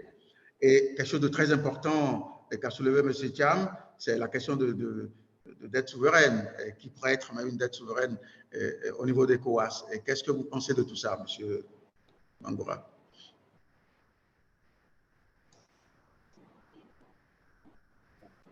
OK. Votre question est tellement précise que je voulais donner mon avis un peu sur les facteurs et conditions de succès du WACEC.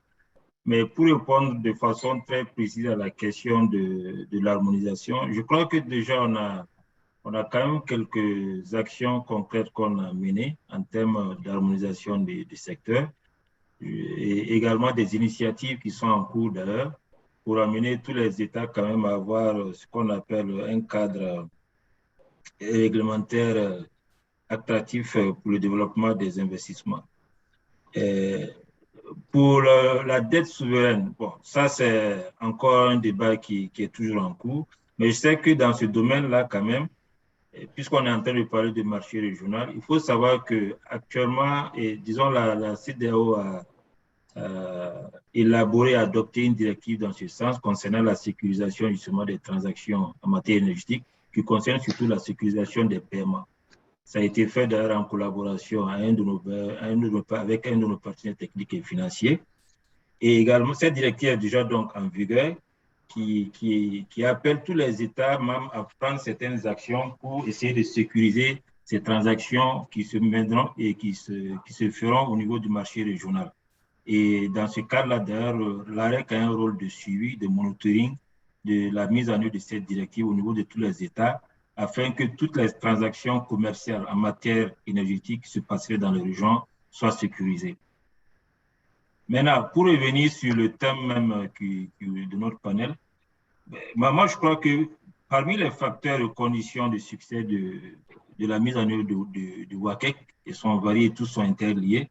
Je voudrais juste peut-être attirer l'attention sur trois grands facteurs qui, à mes yeux, sont très importants.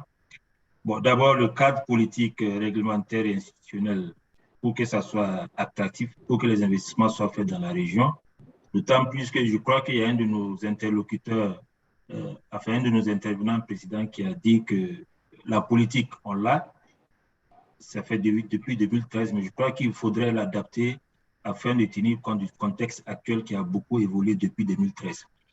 Et à part ça également, il faudrait qu'en matière de planification, puisqu'on parle de réalisation des investissements, qu'on ait une planification assez rigoureuse, élaborée ensemble sur le plan régional et correctement suivie pour qu'il y ait une cohérence entre les plans de développement régionaux qui seront élaborés et ceux qui seront élaborés au niveau national, afin qu'il y ait plus d'assurance dans les engagements, surtout dans les investissements qui sont à faire, pour que les investisseurs soient rassurés du retour de leur investissement à long terme. Enfin, le dernier point, bon, il y en a plusieurs, je voulais parler de l'aspect des finances, mais le dernier point ici qui est très important, c'est le renforcement des capacités et techniques et surtout le facteur humain pour qu'on puisse mobiliser les ressources humaines nécessaires pour accompagner justement la mise en œuvre de tous ces plans régionaux qui seront adoptés pour le développement des ressources en énergie renouvelable dans cette région.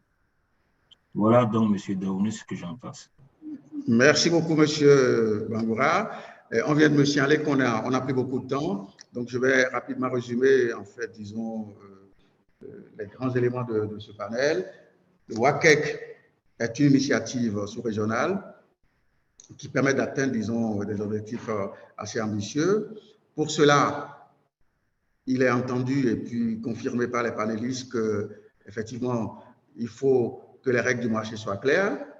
Il faut une planification régionale qui soit en harmonie avec les planifications nationales. Il faut un renforcement de capacité qui soit un renforcement de capacité assez structuré et qui va au-delà et comme on le dit souvent, de renforcement des capacités des ingénieurs et des techniciens, et qui touche même les juristes, enfin, et tous les autres acteurs du secteur. Et surtout, ce qui est important, et M. Richard Rockefeller l'a dit, le challenge n'est pas un challenge de financement. Le financement va exister quand on a mis en place tous les éléments réglementaires, les éléments, disons, d'environnement favorable qui permettent, disons, le développement de cette initiative qui nous paraît être une initiative très innovante et qui va permettre justement, d'ici 2030, de pouvoir, de façon considérable, augmenter le mix, disons, enfin, la part des énergies renouvelables dans le mix de la CEDEAO. Je voulais en profiter pour remercier, disons, les panélistes, M. Rockefeller-Harris, de l'USAID, M. Mamadou Salimso, du privé, M. Omar Bangoura, M. Assi Badalo, Moustapha Thiam, et vous dire vraiment quel est le plaisir qui a été le mien d'avoir pu échanger avec vous et qu'est-ce qui a été, disons, des éléments importants qui vont nous permettre justement de pouvoir continuer à mettre en place les éléments fondateurs, disons, les éléments qui vont permettre, disons, de faire évoluer cette initiative qui est une initiative très importante. Merci beaucoup et bonne soirée. I'd like to express our appreciation to the panel and the moderator for their excellent contributions on this crucial theme of clean energy corridors. This marks the end of the day one of the Ecowas Sustainable Energy Forum 2021. Tomorrow, we will have more by discussing two critical themes. The first theme is green hydrogen, a potential game changer for economic growth in West Africa, and the adoption of the Ecowas Green Hydrogen Strategy Framework. The second important theme is technological and financial innovations for renewable energy and energy efficiency scale-up in the Ecowas region. We're looking forward to host those discussions. I would like to conclude by once more thanking all the participants for their valuable contributions and everyone who has dignified this event with their presence. We look forward to see you tomorrow at 2 p.m. GMT. I wish you all a continuation of a great day. Thank you.